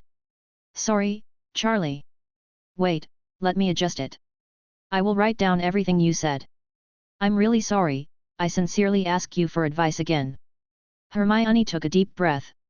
She took out a pen and paper and began to act modest and studious. She didn't want to miss this opportunity. What Charlie said was full of useful information for her. Chapter 40.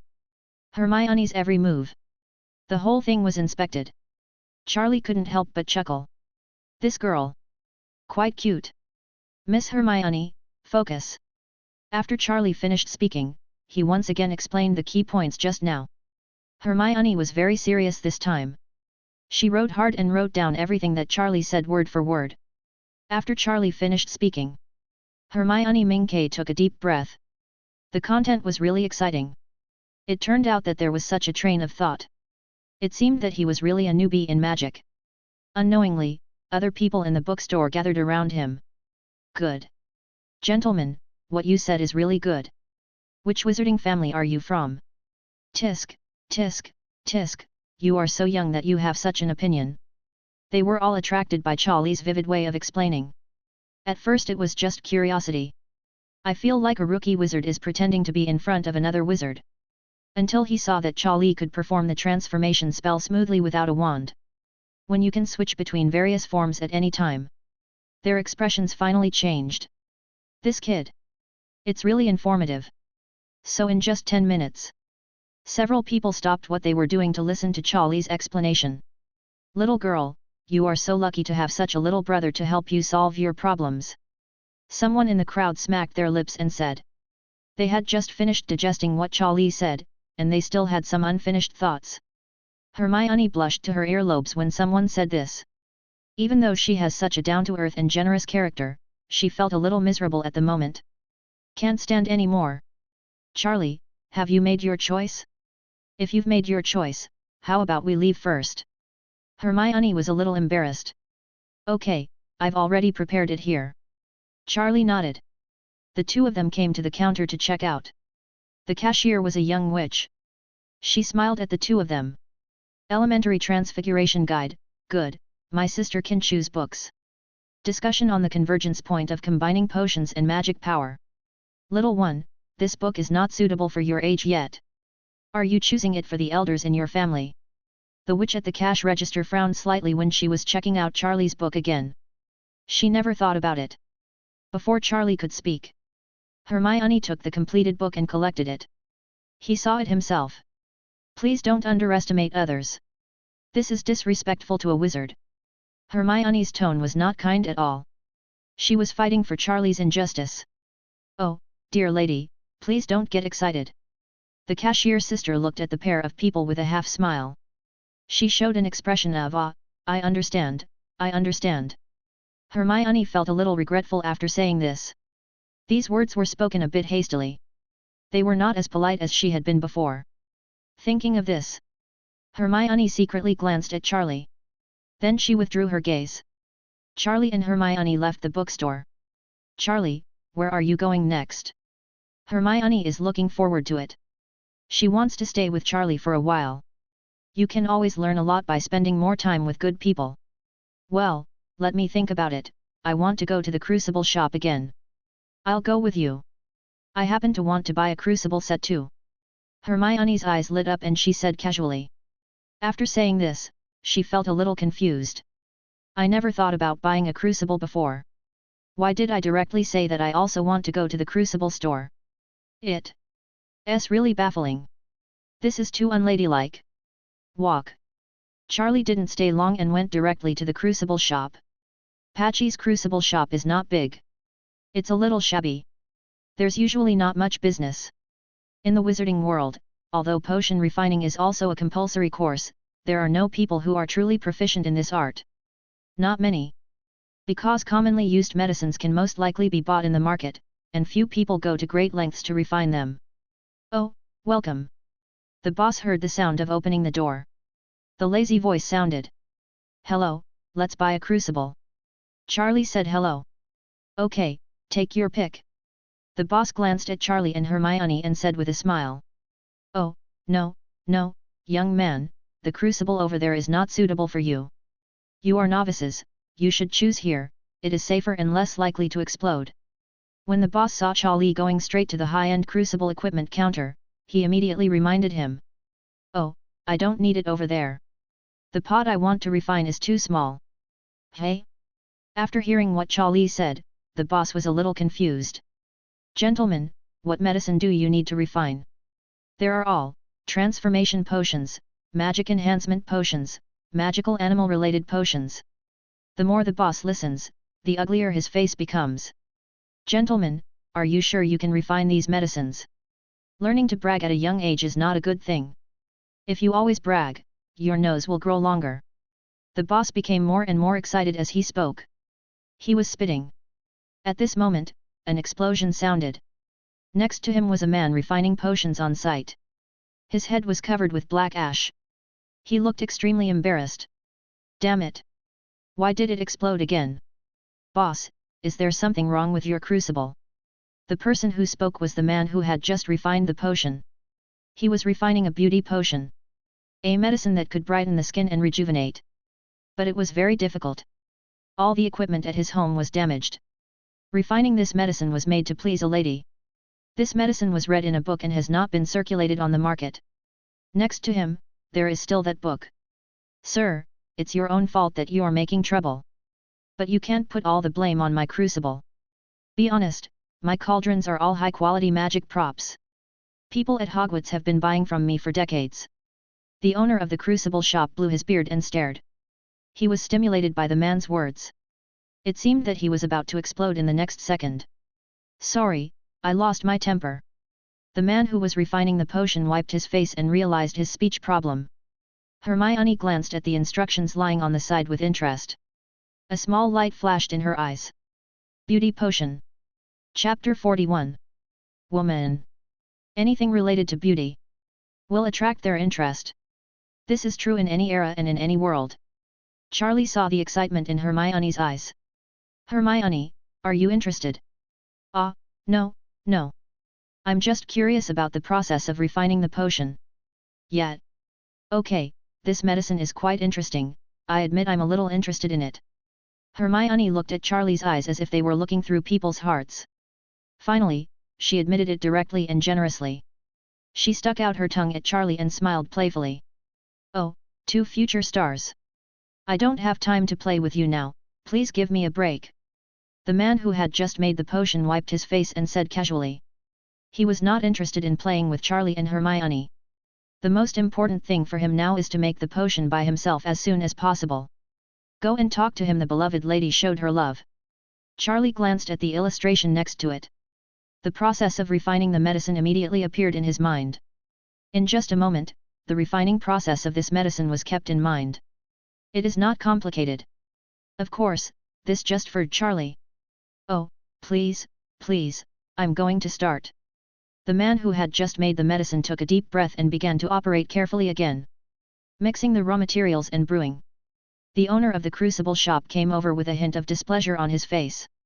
This man was already in his shop. He has been working on it all day long. He has never succeeded. He has fried the pot more than 10 times. Although he has paid for it in advance. But every time he fails, he will always blame him and say that the crucible in his shop is not good. Let him a little angry. Gentlemen, if your refining fails again, you can no longer blame my crucible. If this happens again, I will ask you to leave. Oops, okay. Don't bother me now. The man refining the potion looked impatient. He didn't want to pay attention to the owner of the crucible shop. Time passed slowly. Hermione watched the potion refining with great interest. This was the first time she watched the potion refining live. Her eyes were full of tears, expectation and excitement. Charlie was quite calm. He watched every move of the man. He was going to fail. All the steps of the man this time were extremely standardized and cautious. Even the magic traction ratio was just right. The problem was his heat was on. It was low. It was only a matter of time before the pot was fried. It took a long time. A trace of excitement flashed in the eyes of the man who was refining the potion. This time he went surprisingly smoothly. He had a hunch that it seemed like he could succeed this time. The owner of the crucible shop also nodded at this moment. He felt that it was almost done. Although Hermione still couldn't understand potion refining, she could see some clues from the expressions of the other two people. It should be almost done. Charlie, making potions looks like fun. Let's study together in the future. Hermione said softly to Charlie. Kindness. Charlie responded. Charlie, are you going to succeed? No, it's going to fail. As soon as Charlie finished speaking, a hint of impatience appeared on the faces of the man and the owner of the crucible shop. He was about to have an attack, but found that the crucible was shaking violently. The man panicked. He was too familiar with this scene, and every time he wanted to. This is what happens when frying a pan. God, why are you torturing me like this? Just a little bit, just a little bit. Alice, I'm sorry, I can't do this for you myself. The man lamented. He was a little desperate. Suddenly, Lee raised his hand slightly. Magic power surged. The bottom of the crucible exploded instantly. The small flames were like an angry fire dragon at this moment, directly surrounding the entire crucible. The firelight reflected on everyone's face. And then disappeared in an instant. You. The man refining the medicine was about to scold him. Then I remembered that my refining this time was a failure. In the end, he didn't care about Charlie. Turn around and leave. The figure is very downcast and sad. Boss, check out and leave. Okay, please don't be discouraged. The man and the boss left on their own. Hermione pulled Charlie's hand and motioned Charlie to stop looking at the crucible. She also knew that she had failed. It's done. At this moment, Charlie's voice sounded. Although it was not loud, it struck everyone's heart. A look of surprise flashed across Hermione's face. Is it done? She now has an inexplicable feeling for Charlie. Trust. Or worship. But this time there was something unexpected. She didn't expect Charlie to know how to make medicine. No one would dare to imagine this. The owner of the crucible shop and the man were checking out. After listening to Charlie's words, a trace of surprise flashed across his face. But then he shook his head.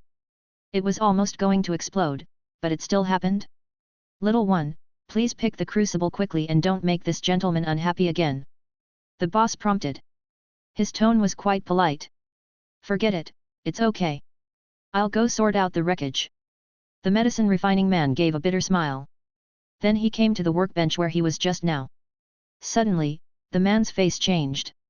It was as if he had seen something incredible. Then his face was filled with ecstasy. It's done. It's really done. That's it. Because that boy just intervened with fierce fire? The potion that was going to fry the pot actually came back to life? The man's breathing became heavier. One day. All day long. He stayed here and frantically fried the pot. One day, you know what happened to me this day, did you pass? There was no time to think about it. He immediately picked up the test tube and directly mixed the light pink medicine in the crucible. Alice, I succeeded. I refined it myself. Just wait for me. 3 potions. The man was extremely excited. The look of despair and loss on his face changed. Suddenly, he seemed to remember something. He turned to look at Charlie. His eyes were full of gratitude. How can I thank you, my good friend? Chapter 42. The man just finished speaking. Hermione excitedly pulled up Charlie's sleeves and stamped her feet slightly. The look on her face was as if she had successfully refined it herself. Charlie, it's amazing that it actually worked. Charlie was dumbfounded by Hermione's appearance. Under Charlie's gaze, Hermione realized what was wrong with her. She made a face playfully, and shyly let go of Charlie's sleeves. Done. The owner of the crucible shop looked in disbelief. He ran over in 3 steps. If you don't mind, could you let me see it? The owner of the crucible shop asked. The alchemy man also handed it to the boss generously. He was in a good mood now. The expressions he looked at Charlie and Hermione were very friendly. My friend, please tell me how to thank you. Don't worry so much. Charlie responded. Oh no, you don't know how much this potion means to me. My happiness depends on her, and I have already made a commitment. The man refining the medicine looked happy. The beautiful scene of sleeping and flying with his partner Alice had already appeared in his mind. My name is Owen Lennon, you can just call me Owen. Otherwise, I'll give you some galleons. Charlie and Hermione shook their heads. They were not interested. Oh, yes, I am tacky. Owen thought for a moment. Then he seemed to remember something. He handed Charlie a potion directly and winked at Charlie. He looked like a brother. I understand you. Charlie was a little confused by what he said. I almost didn't react for a while. Then I took the potion. I just took a look at it and gave it to Hermione. Hermione was very surprised. It was beyond her expectation. In an instant, she was a little fanciful. Charlie gave me this beauty potion, what does it mean? Oh my god! It's a miracle that it actually worked. The owner of the crucible shop finally confirmed it. The potion was successful. It was on the edge of the fryer just now. Now it is a finished product. Just because of that kid? He has never seen such a monster in his life. Thinking of this, Crucible only then did the shop and Owen react. The ability to control fire just now was so terrifying. Neither of them could control the flames with such precision by raising their hands. There was a hint of horror in their eyes. Hello, I don't know your names yet. Owen stretched out his hand to formally greet Charlie. He now feels that Charlie must be a great young master from a family. He is extremely talented and has abundant resources. Otherwise, how can we explain that he is so proficient in magic control and refining at such a young age? Medicine. Such a person is worthy of his association. Regardless of age. Charlie. Hermione. Oh, what a nice name. This is my business card. I am from a publishing house. If you need anything, you can contact me at any time. Owen handed Charlie and Hermione a business card each and nodded with a smile. Charlie took the business card and glanced at it. An idea flashed in his mind. Then he put the business card away. Oh, sorry, I'm too late. I have to leave first, excuse me. Irving suddenly remembered that his time was a bit tight and said hurriedly. He immediately said goodbye to everyone, took his potion and left. Only the boss and Charlie were left in the store. The owner of the crucible shop was much more polite to Charlie now.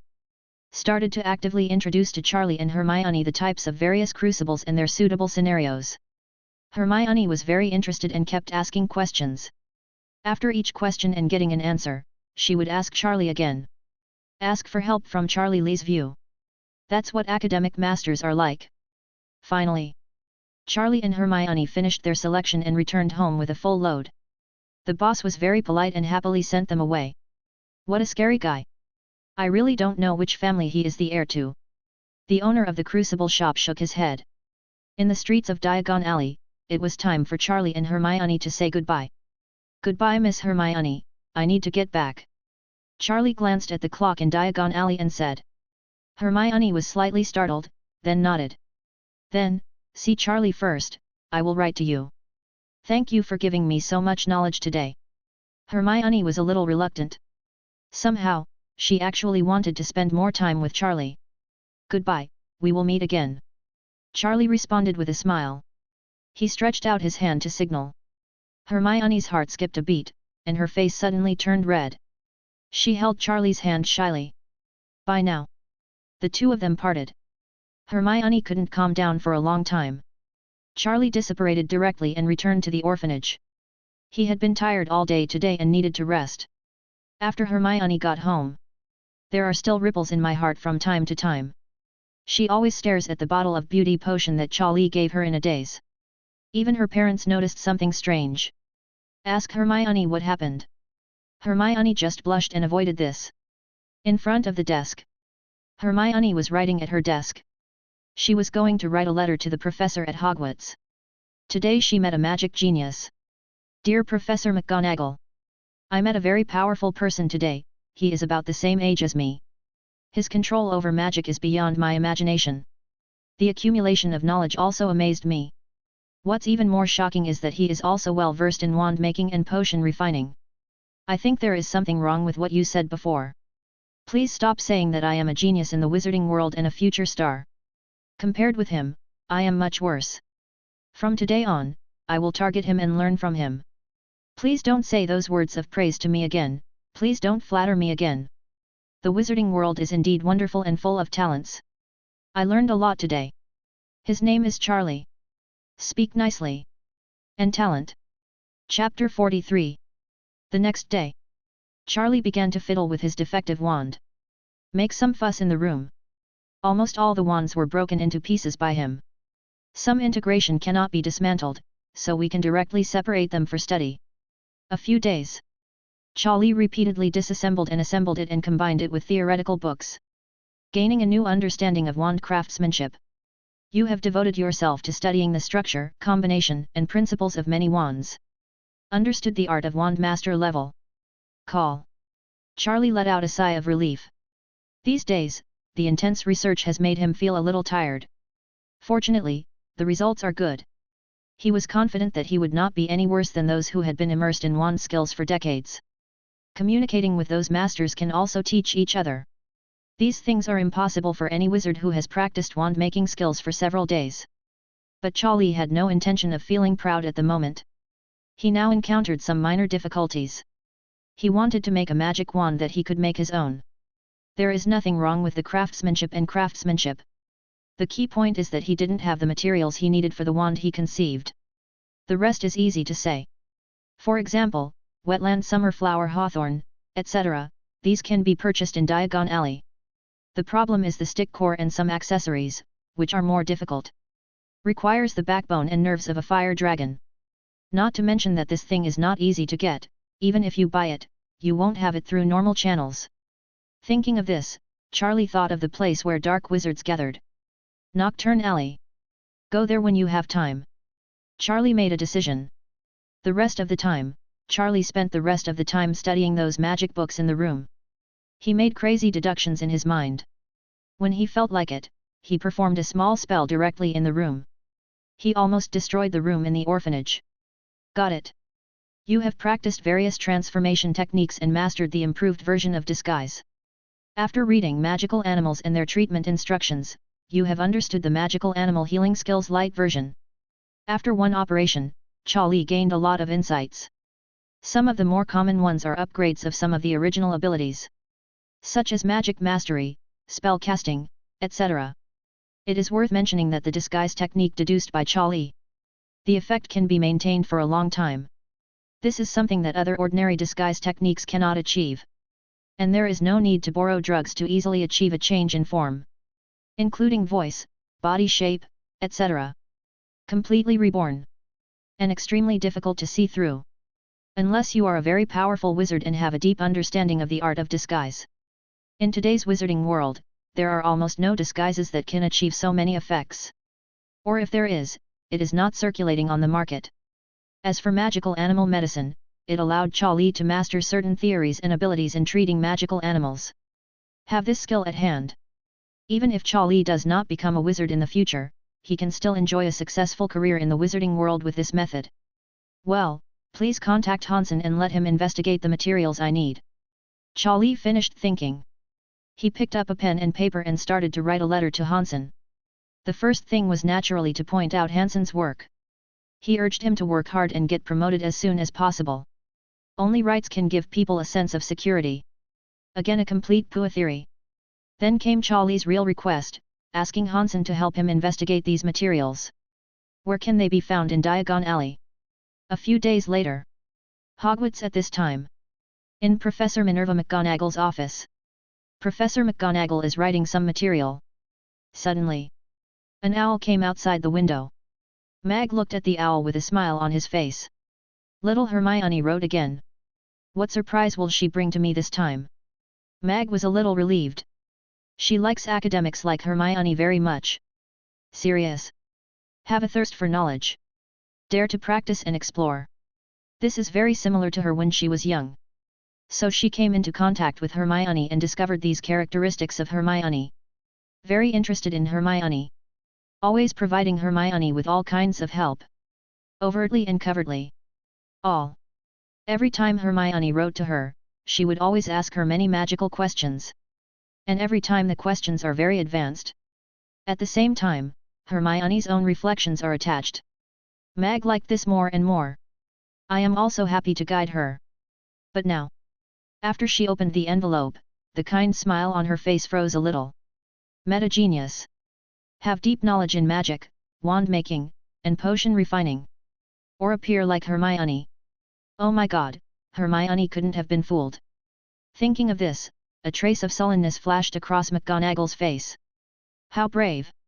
How dare you pretend to be a peer to deceive a little girl? It seems it's time to contact the Ministry of Magic. Give them suggestions and improve Diagon Alley. It's a public security problem. Do you want me to stop praising her in the future? Mag saw this. She felt a little helpless. It was a bit bad. The little girl was shocked. She thought that she had only deliberately praised Hermione before so that she could have confidence. This was terrible. It's not true. McGonagall really felt that Hermione was very talented in magic. And she was also hard-working. She was an out-and-out good wizard. She shook her head. McGonagall sighed and continued reading.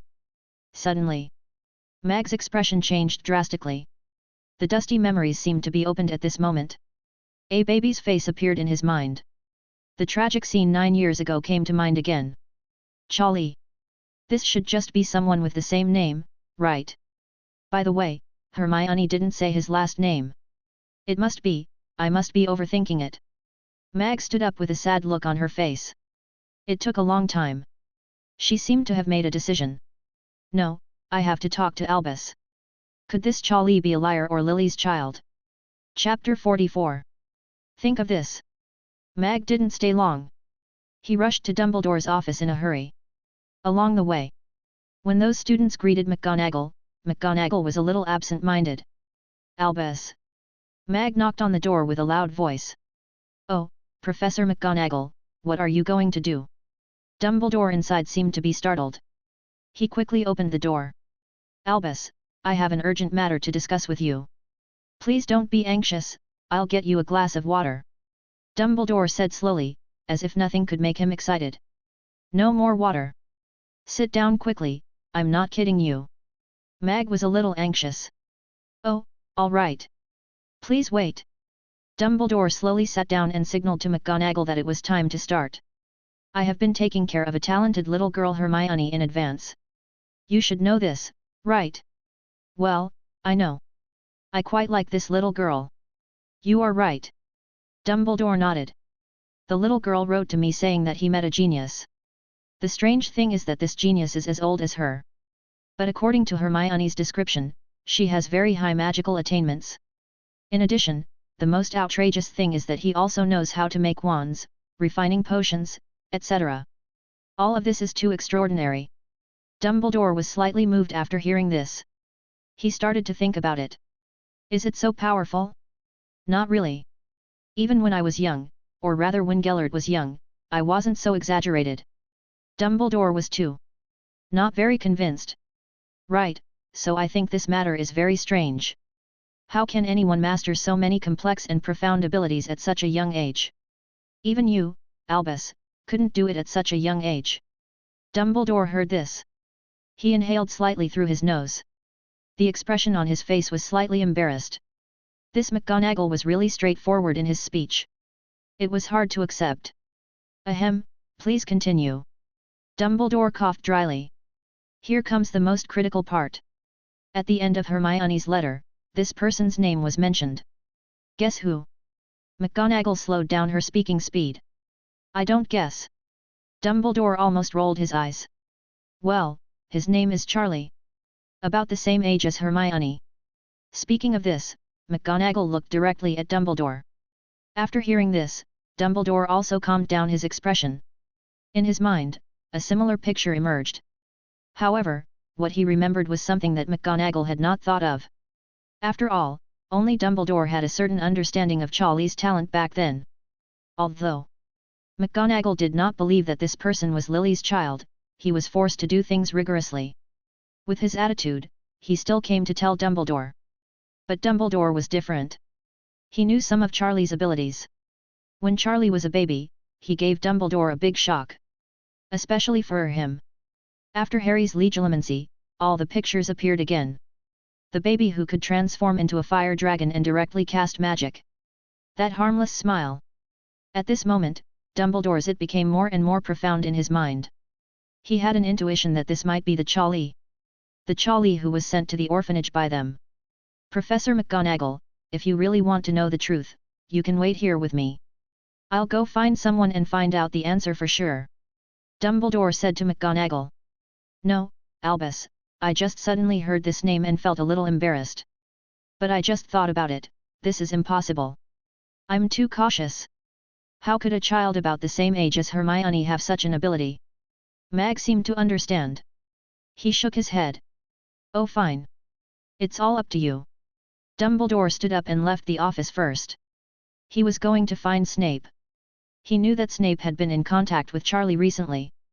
Only Snape is the person who knows the truth best. Dumbledore has it's a crazy conjecture.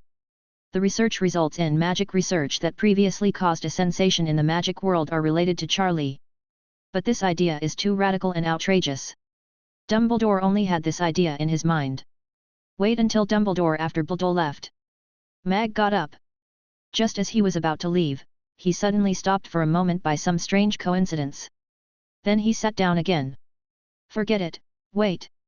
Come here now, wait until the principal brings the results. At this time, Dumbledore had arrived at Snape's residence. Snape was a little surprised by Dumbledore's rash visit. Professor Snape, long story short. Dumbledore raised his eyes, his expression a little serious. Snape originally wanted to say something. But it was rare to see Dumbledore look so serious, so he still didn't speak. He waited quietly for Dumbledore to speak. Charlie, do you already have a certain amount of magic power now? Snape frowned slightly and said nothing. He was thinking why Dumbledore suddenly mentioned this.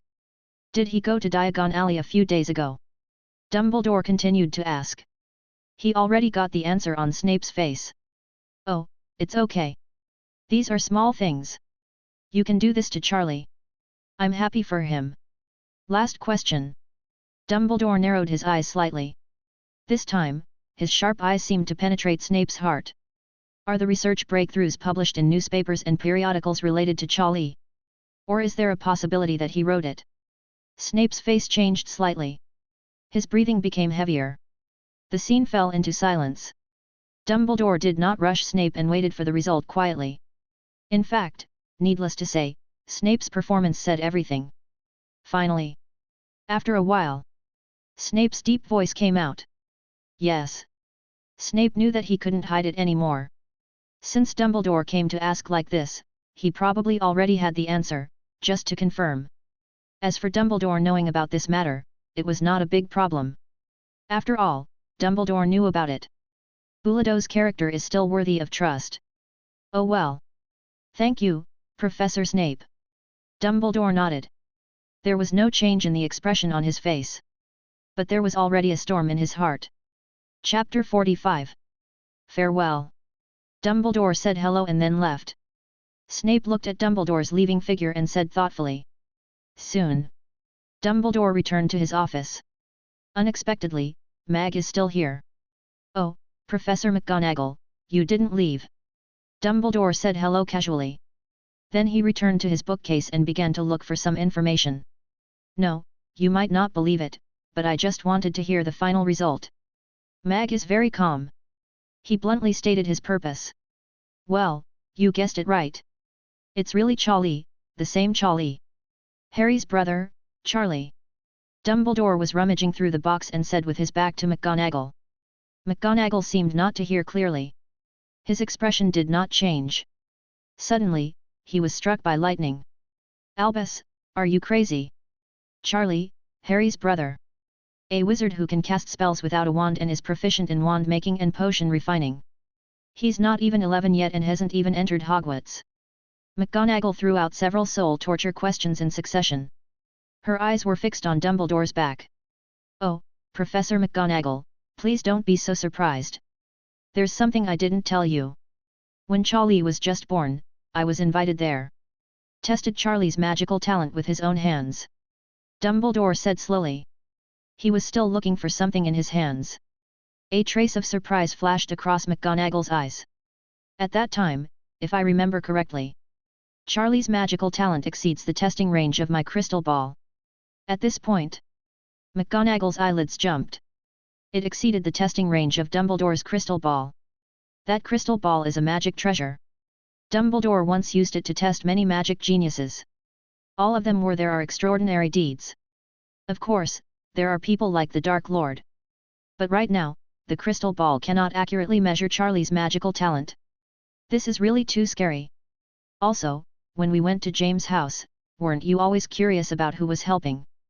Dumbledore brought up the past events again. McGonagall couldn't sit still.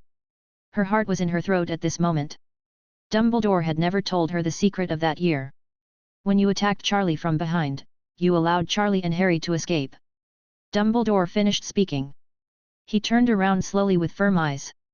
McGonagall felt as if he was struck by lightning. It was a little hard to digest for a while. Charlie? The crystal ball cannot measure his talent. He used magic to attack when he was 1 year old. The Dark Lord? This is incredible. McGonagall was in a trance. It's just because it's so unbelievable that I never told you. Of course, it was also out of a hint of protective intention towards Charlie. You have asked this question dozens of times over the years. Since you mentioned it again today, I will tell you first. From what I know about you, you wouldn't tell anyone else. Dumbledore handed McGonagall a cup of tea, indicating that she should digest it slowly first. Found it. Dumbledore finally found what he wanted after rummaging through the boxes for a while. When you, Lily, wrote me the letter, she thought that Charlie was a great genius. As Charlie grew up, he continued to reveal his magical talent. For example, if you are born with awakened magic power fluctuations, you will be able to control objects early, etc.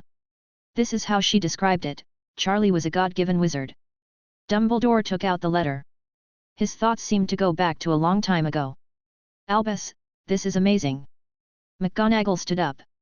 She was a little anxious and walked slowly. Should we take some measures? Don't use it for the time being, suppressing nature is not conducive to the growth of children. Dumbledore raised his eyes slightly. School will start soon. If we are at Hogwarts, everything will be under our noses. We can keep them safe. McGonagall looked at Dumbledore with some solemnity. Then he sighed and approved Dumbledore's decision. Oh, by the way, Professor Snape is very interested in Charlie and has been helping him for the past few months. Dumbledore mentioned again. Oh, that's really not easy. I have never seen him care so much about a student. The two looked at each other and smiled. Their moods finally calmed down. A few days later. The border with Diagon Alley. A darker and more mysterious street. Scattered people in black robes and long gowns were hurrying back and forth here. A tall man with long grey hair. Thin. His eyes are deep. His face was mostly covered by a hood, and not many facial features could be seen. Not long after, the man slowly walked into the alley. This person is Charlie. He asked Hansen to provide him with information about the materials. Hansen directly sent all the materials he could get to Charlie. It's just that the backbone and nerves of this fire dragon are a bit hard to find. Hansen and Charlie reported that this kind of goods might appear in the hands of some black marketeers in Nocturn Alley. But not every time. So you need to try your luck.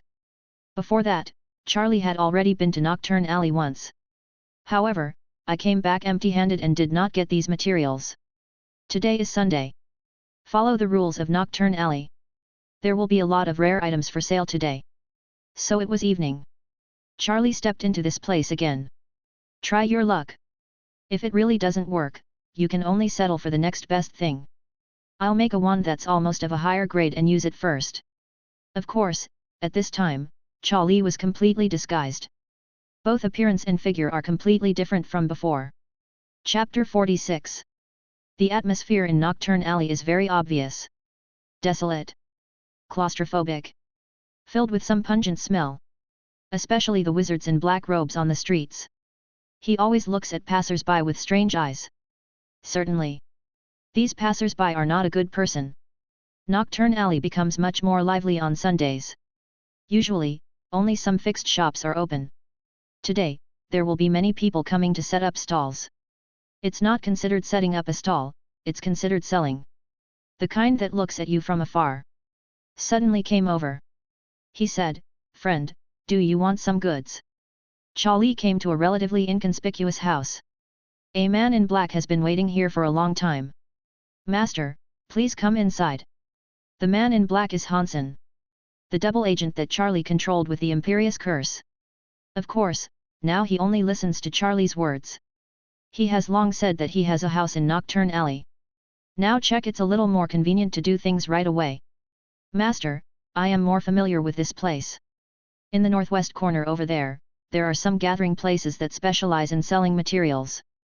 Next to them, there are some traffickers who smuggle magical animals." Going along the street, a group of people selling herbal medicine gathered there.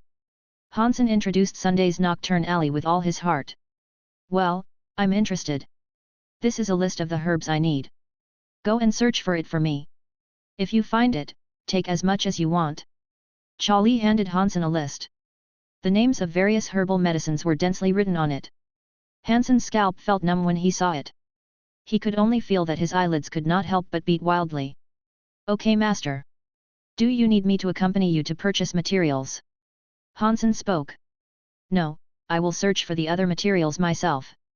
Thank you for making the trip, the more the better." Charlie explained the matter properly and then left the house. This Sunday's Nocturn Alley did not last long. It was somewhat similar to the ghost market outside. It only lasted a short time. Everyone has needs, they would come quickly to trade and then leave. This has also been the default rule of Nocturn Alley for a long time. Charlie soon appeared at the stall in the northwest corner. There were not many people here. They were all older and looked like a thin wizard who was relatively poor. As soon as they saw Charlie approaching, they immediately looked at Charlie with their eyes. Not long after, a person came up to him. "My friend, do you want a batch of fine unicorn cub hair? I hunted this secretly, but I took a lot of risks and almost lost my life there. It only cost 500 gold galleons." Charlie shook his head. The man's expression darkened slightly, and he didn't bother Charlie anymore. "Brother, do you want this thing from me? This is the cloak I got from the ruins. I personally tested that it has the effect of resisting magic. It only requires 1,000 gold galleons, oh no, 800. Another person came over, lowered his head and said to Charlie. Charlie just raised his eyes slightly and shook his head again. Finally, he saw a street stall at the corner of the alley. There happened to be one of him on it. "What you want? A fire dragon nerve. How much is it?" 5,000 gold galleons. The stall owner saw someone asking the price and immediately spoke. Charlie frowned slightly. It was a bit ridiculously expensive. Although this thing is rare, it is still far from the price after all. He was obviously slaughtered as a fat sheep. "Make a cut yourself." After Charlie changed his appearance, his voice was very low. He had an inexplicable authority. The man's heart trembled slightly when he was swept by Charlie's eyes. Everyone is a real person. In this way, I won't be nagging. If you sincerely want it, I will give you a 20% discount and 4,000 gold galleons. The stall owner looked sincere and looked very embarrassed. "I'll tell you a number." Charlie raised 3 fingers. An unpredictable look of surprise flashed in the man's eyes. 3,000. 300. Charlie said coldly. The stall owner's expression suddenly changed. I've seen people slashing with one knife. I've never seen anyone slash like this with a dragon-slaying knife. No. The stall owner immediately took back his fire dragon nerves and looked like it would be impossible even if the sky fell. Oh, okay. Charlie turned around and left. The stall owner. No, according to the script everyone should bargain at this time. It's a stretch to the extreme. Before he had time to think about it, Charlie had already walked 5 steps away. Hey, this gentleman, wait a minute. 1,000, just 1,000, deal if you can. The stall owner was a little anxious. He also received this product. But it has been in his hands for half a year, and no one has ever asked for it. Now he finally met someone who wanted it, and he didn't want to miss it. Make a deal. Charlie took out the magic bag, then asked the stall owner to count it, and got back the fire dragon nerve. The next thing missing was a fire dragon spine. But this area has reached the end, and no one is selling this thing. Suddenly, a carefree voice exploded like spring thunder.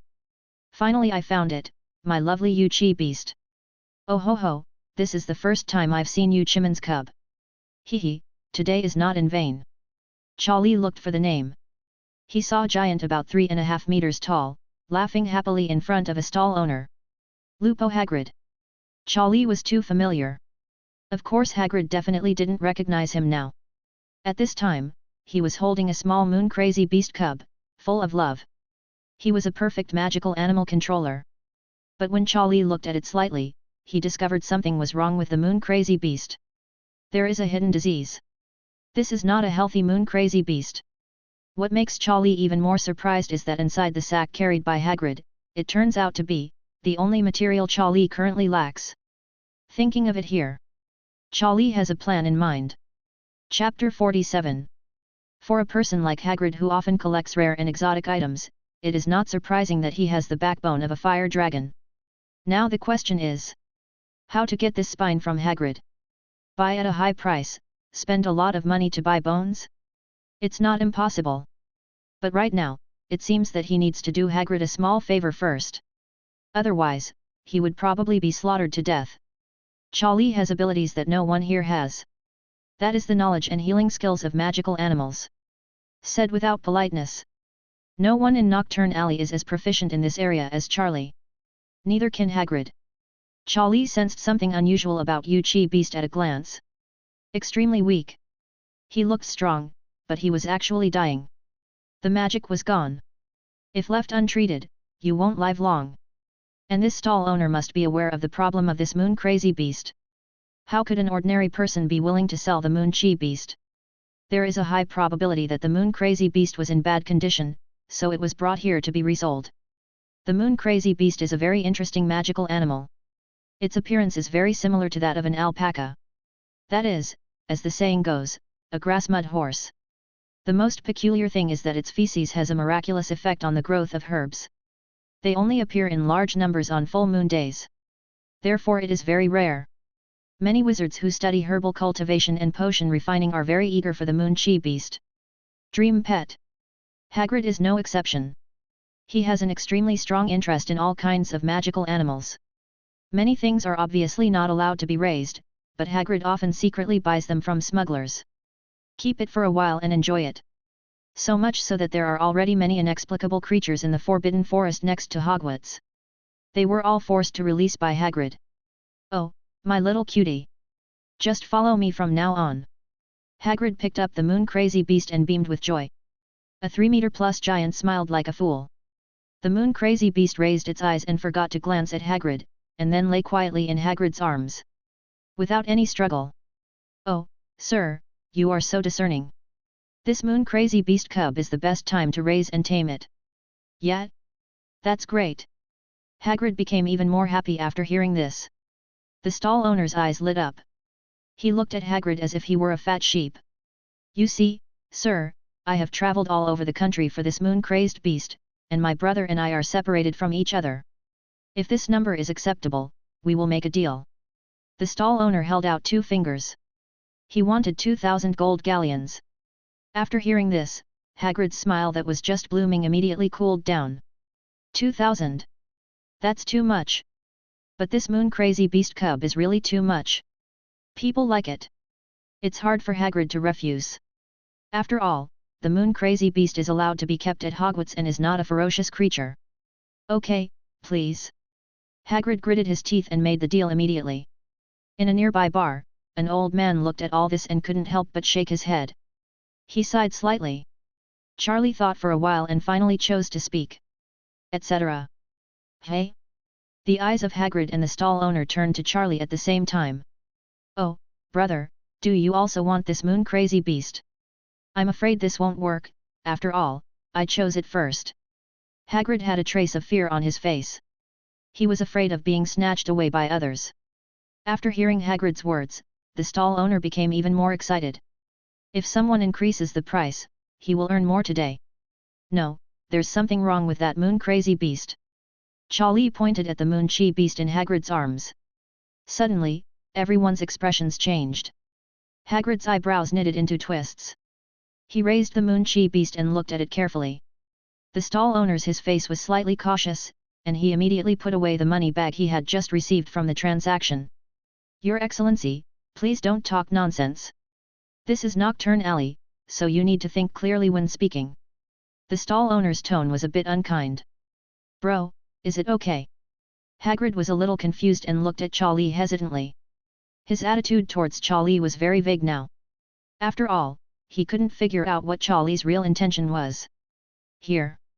Charlie came over and pointed slightly at the lower abdomen of the Yu-Chi beast. If you look carefully, you will find that all the hair on the lower abdomen has faded. A normal Yu-Chi beast will not look like this. According to the characteristics of the moon-crazy beast, the lushness of the hair here represent the vitality of the moon-crazy beast.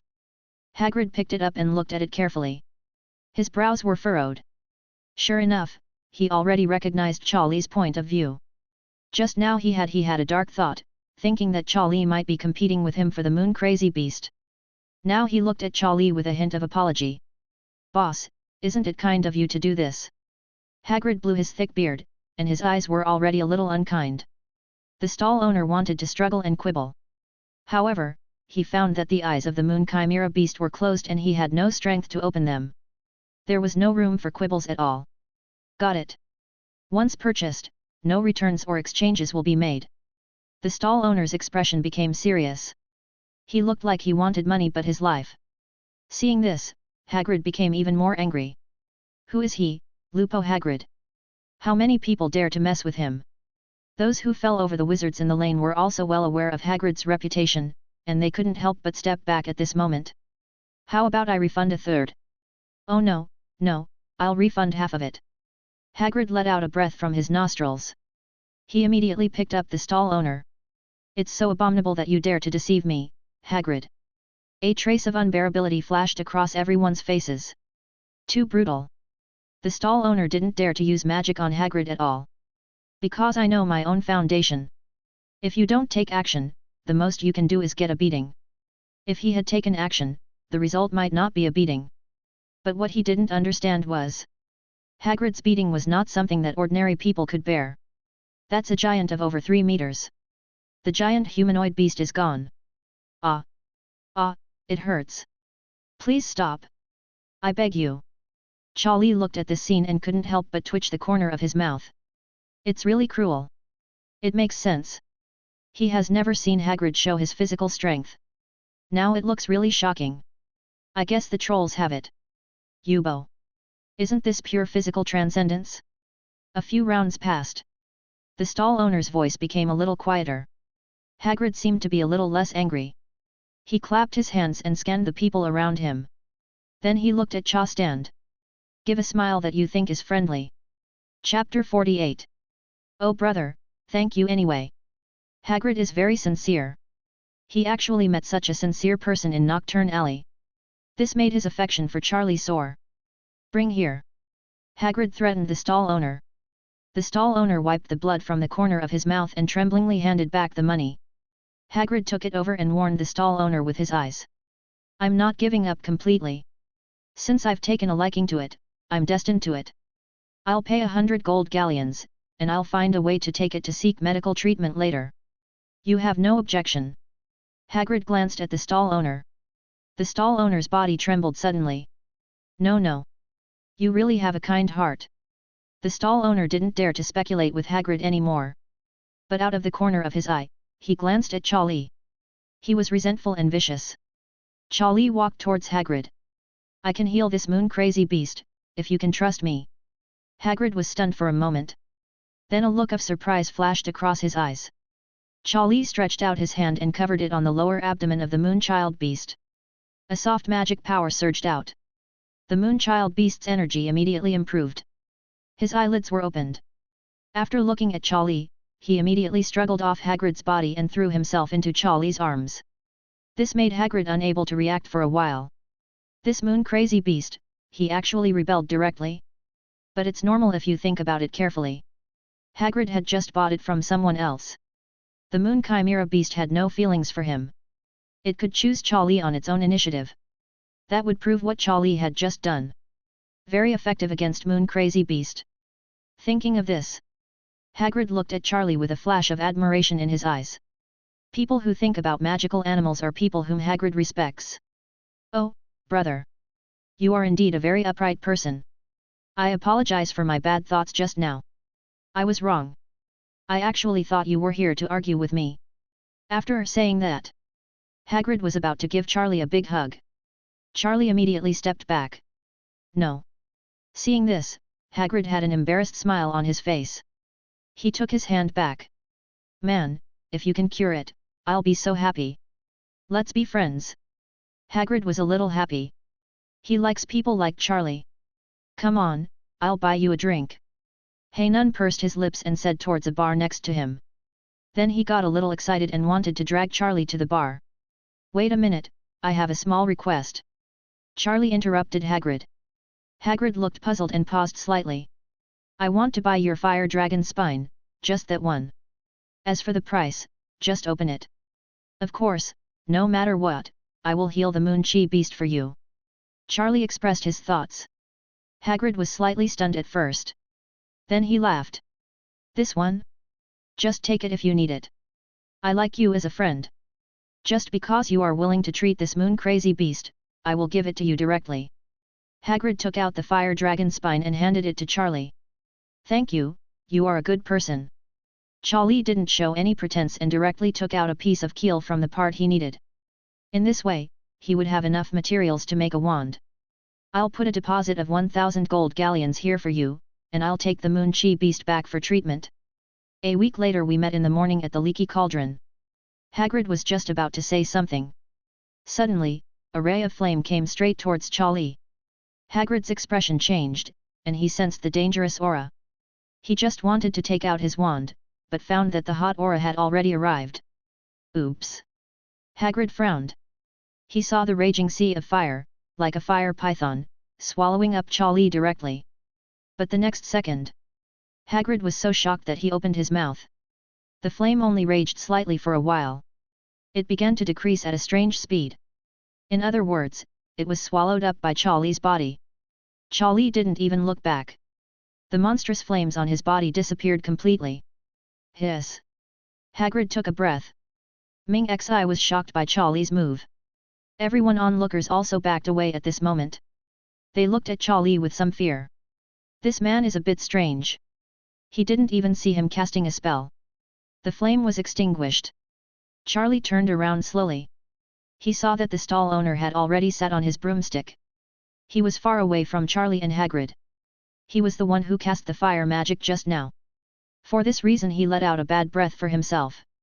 In his opinion, it was Charlie who messed up his business today. He also got himself beaten. That was a severe beating from the giant Hagrid. But now, his eyes were full of horror. Nothing happened to Charlie.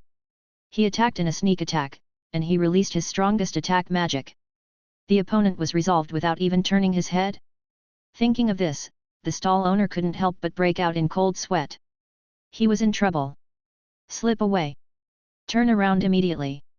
The broom immediately accelerated. But it didn't fly very far. Charlie's lips moved slightly. A spell was slowly spoken.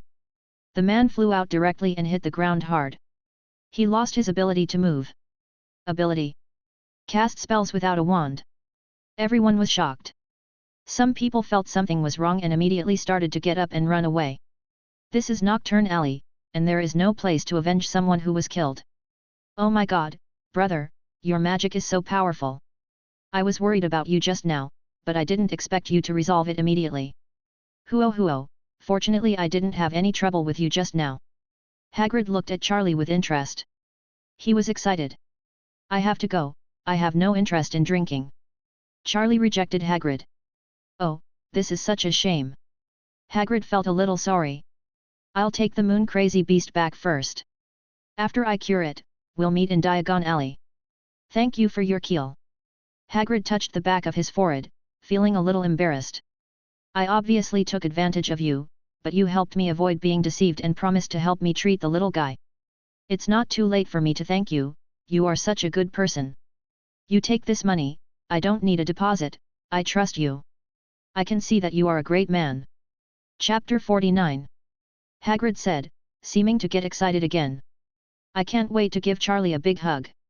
Charlie realized that if we continued talking, it would be endless. He said hello and left immediately. Hagrid looked at Charlie's leaving figure. A sigh of relief. What a good person. After Charlie left here, he waited directly in Hansen's house. Soon, Hansen came back with the materials. There are many herbal seeds and so on. Thanks for your hard work. Charlie nodded. He used Apparition and returned to the orphanage. In a bar in Nocturn Alley, Hagrid took some chairs and put them together. Then he slowly sat down. You know what, I just met a great guy. I wanted to buy a moon crazy beast, but it turned out that the moon crazy beast was injured. The brother pointed it out and said that he would treat the moon chi beast for me. Hagrid picked up a glass of wine and took a greedy sip. Opposite him was a middle-aged man. He was easygoing. Only Hagrid knew his identity. The headmaster of Hogwarts, Dumbledore. This time they came to Nocturn Alley to prepare something. It was not convenient for Dumbledore to show up, so he waited in this bar in disguise. Do you think he can really cure the moon crazy beast? I did see that Moonchiman relaxed a lot when he was around him. Oh, by the way, I forgot to ask his name. What a discourtesy. Hagrid said, minding his own business. I'm worried about him becoming a dark wizard. Dumbledore suddenly said. Dark wizard? Are you worried about him? You know him. Hagrid was suddenly startled. He put down the wine glass he raised to his mouth. Let's go. Dumbledore stood up and motioned for Hagrid to go out.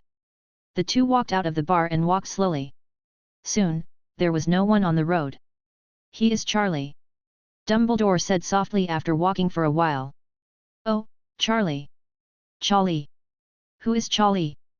Hagrid said with a bulging belly, a little surprised. Lily's child. Dumbledore continued without raising his head. What? Charlie. Charlie. How is it possible? In terms of age, Charlie is just a little kid. It was obvious that he didn't look like a child just now. Hagrid muttered. He was not very sure about Dumbledore's words. He disguised himself. Hey, I would still be able to tell if Charlie was disguised. After all, he is still a child who has not yet entered school. So don't you notice something strange? Dumbledore suddenly stopped and shook his head towards Hagrid. Even you can't recognize Charlie's disguise technique. To tell you the truth, I only managed to see through it after I concentrated my attention. What I am finally sure of is that he has the aura of my ring on him. So he is Charlie. Hagrid recalled. The two of them sent Charlie to the orphanage. Hagrid gave Charlie an owl. Dumbledore left a ring. The ring was a defensive ring. It could resist sudden attacks or accidents. It was what Dumbledore left to Charlie to save his life. Hagrid pondered. Suddenly, his voice became louder. No, Albus, it's impossible. How old is Charlie? He is not old enough to attend Hogwarts. Didn't you see that with his magical ability, he could kill the gangsters in Nocturn Alley in an instant? Hagrid remembered the magical strength that Charlie had shown before. He described it with joy. Hagrid. Dumbledore interrupted Hagrid. He looked at Hagrid as if he were a fool. Hagrid was a little confused. His expression became more and more weird. Then he looked at Dumbledore in disbelief. Albus, are you saying that Charlie has this ability? Albus, you are too joking. When you were young, did you have such ability? Does that guy from Nurmengard have this ability? Hagrid's face was full of horror. It was as if he had heard something terrible. That's the fact. Charlie's terrifying talent is far more powerful than I imagined. Just before today, I knew that he had great potential in magic. But I just saw it in action, and he's even stronger than I thought. To tell you the truth, the defense against the dark arts topic published in Magic Research was written by Charlie. Therefore, Charlie is an out-and-out genius, a born wizard. Dumbledore said slowly. His thoughts drifted far away. Hagrid was stunned on the spot, unable to react. It was too outrageous. If these words had not come from Dumbledore's mouth, Hagrid would never have believed it. But the person who spoke was Dumbledore, and he couldn't help it. Dumbledore would not lie about this kind of thing. It makes no sense. Forget about the terrifying magical talent. At only 10 years old, he can solve problems that shock the wizarding world. It was simply outrageous. After a long time, Hagrid seemed to have just finished digesting all this information. Suddenly he said, "But, Albus, this should be considered a good thing. It is a joy for us that James and Lily can have such a child in the world." Hagrid thought of this. He was sincerely happy for the passing of Mr. and Mrs. James. This is indeed the case. But I saw today that Charlie didn't hesitate at all against the person who attacked him. At such a young age, he has such a heart. Makes me worried for him, even a little bit scary. I'm worried that he will become a dark wizard in the future. Or, the Dark Lord. Dumbledore thought of those people who were dubbed the Dark Lords. Those people were all decisive in killing. They had extreme personalities and were self-centered. The only difference was that those people were not as talented in magic as Cha. Stand. Chapter 50. Charlie naturally didn't know about the conversation between Dumbledore and Hagrid. He has returned to the orphanage. In the past few days, I have been studying the making of magic wands. According to Yu Chimin, treatment is already underway. Cooperate with the magic potion and magic power that Charlie refined. Yu Chimin recovered quickly. We also became closer to Charlie. But luckily it's just a cub. There's room for him in the room. Otherwise, Charlie would have had enough headaches. I'm going to get a magical beast suitcase or something later. Charlie pondered. Well, it should be bigger and have more magic power. This way we can also set up a plantation inside. Well, failed again. The wand material in Charlie's hand turned directly into a stream of fly ash. It was a bit difficult to make. His current idea was very crazy. Since he wanted to do it, he had to make an excellent wand. For this, a lot of materials were wasted. Of course. The keel obtained from Hagrid has not been used yet. Only some other materials have been scrapped several times. A few days and nights passed. In Charlie's room, there were sounds of squeaking from time to time. Finally one night, Charlie let out a sigh of relief. It worked. It took him so long. Suddenly, in the quiet night, a bolt of thunder pierced the silence. Then, several bolts of lightning fell from the sky. The entire orphanage was covered by thunder. The staff and children at the orphanage were so frightened that they hid in the quilt and shivered. At this time in Hogwarts, Dumbledore was working at his desk. Suddenly, his elder wand made a ringing sound. It was suspended in the air. In the air. It seemed to be echoing something. Dumbledore stood up, his face solemn. Is there another wand comparable to the Deathly Hallows? Inside the orphanage. Charlie stood up. Looking out the window at the endless thunder, he fell into deep thought. Total feeling. This thing has something to do with him. It couldn't have been caused by the magic wand he made. This idea is a little too divergent. Charlie picked up his wand. Not long. Only a short 10 inches. At first glance, the presentation doesn't look very good. But if you look closely, it's very beautiful. Similar to a small fire stick. The whole body is bright red. It looks like it is covered with grey carbon. With a slight shake, streaks of blood-red light seeped out of the grey carbon. Solid magic power surged up. The wand designed and produced by Charlie was a bit ahead of its time. He read a lot about wands. Learned various skills and techniques. Plus various practices. That's how this idea came about. That's making a wand that grows. That is to say, as the owner's magic power nourishes it for longer and longer periods of time, the wand's power becomes more and more powerful. The possibilities are endless.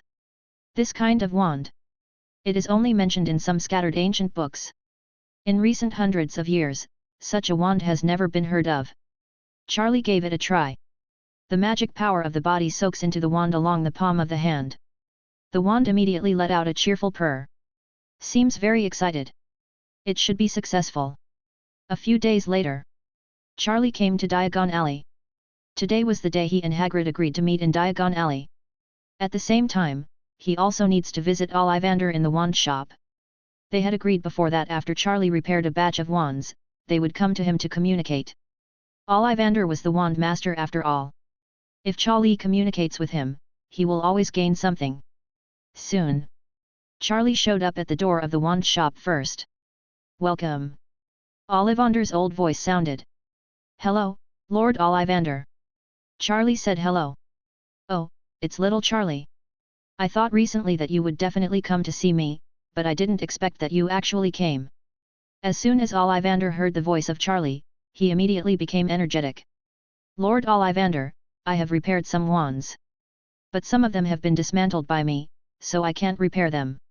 Charlie put away the repaired wands. Ollivander immediately gathered around. He picked up each wand and observed it carefully. Wonderful. It can really be fixed. This is a good idea. Charlie, you are indeed born to do this craft. Ollivander praised sincerely. Great, Charlie. Just wait, I'll look for it. After Ollivander finished speaking, he immediately walked into the store. After rummaging through the cabinets for a while, Ollivander took out a few worn notebooks. Oh, Charlie, look at these. These are what I promised you. Just come to me and I will lend them to you. But I have to tell you in advance that you can only buy it in the store. Ollivander seemed to have found a close friend and was very generous to Charlie. Thanks. Charlie was not polite and nodded. This is what he came here for. Being able to study and borrow Ollivander's wand notes was a great improvement for him. Charlie sat down and started reading. Ollivander, seeing the state of mind here, is very satisfied. He cherishes talents. If there is another wand master in the world, then Ollivander has made a contribution to the wizarding world.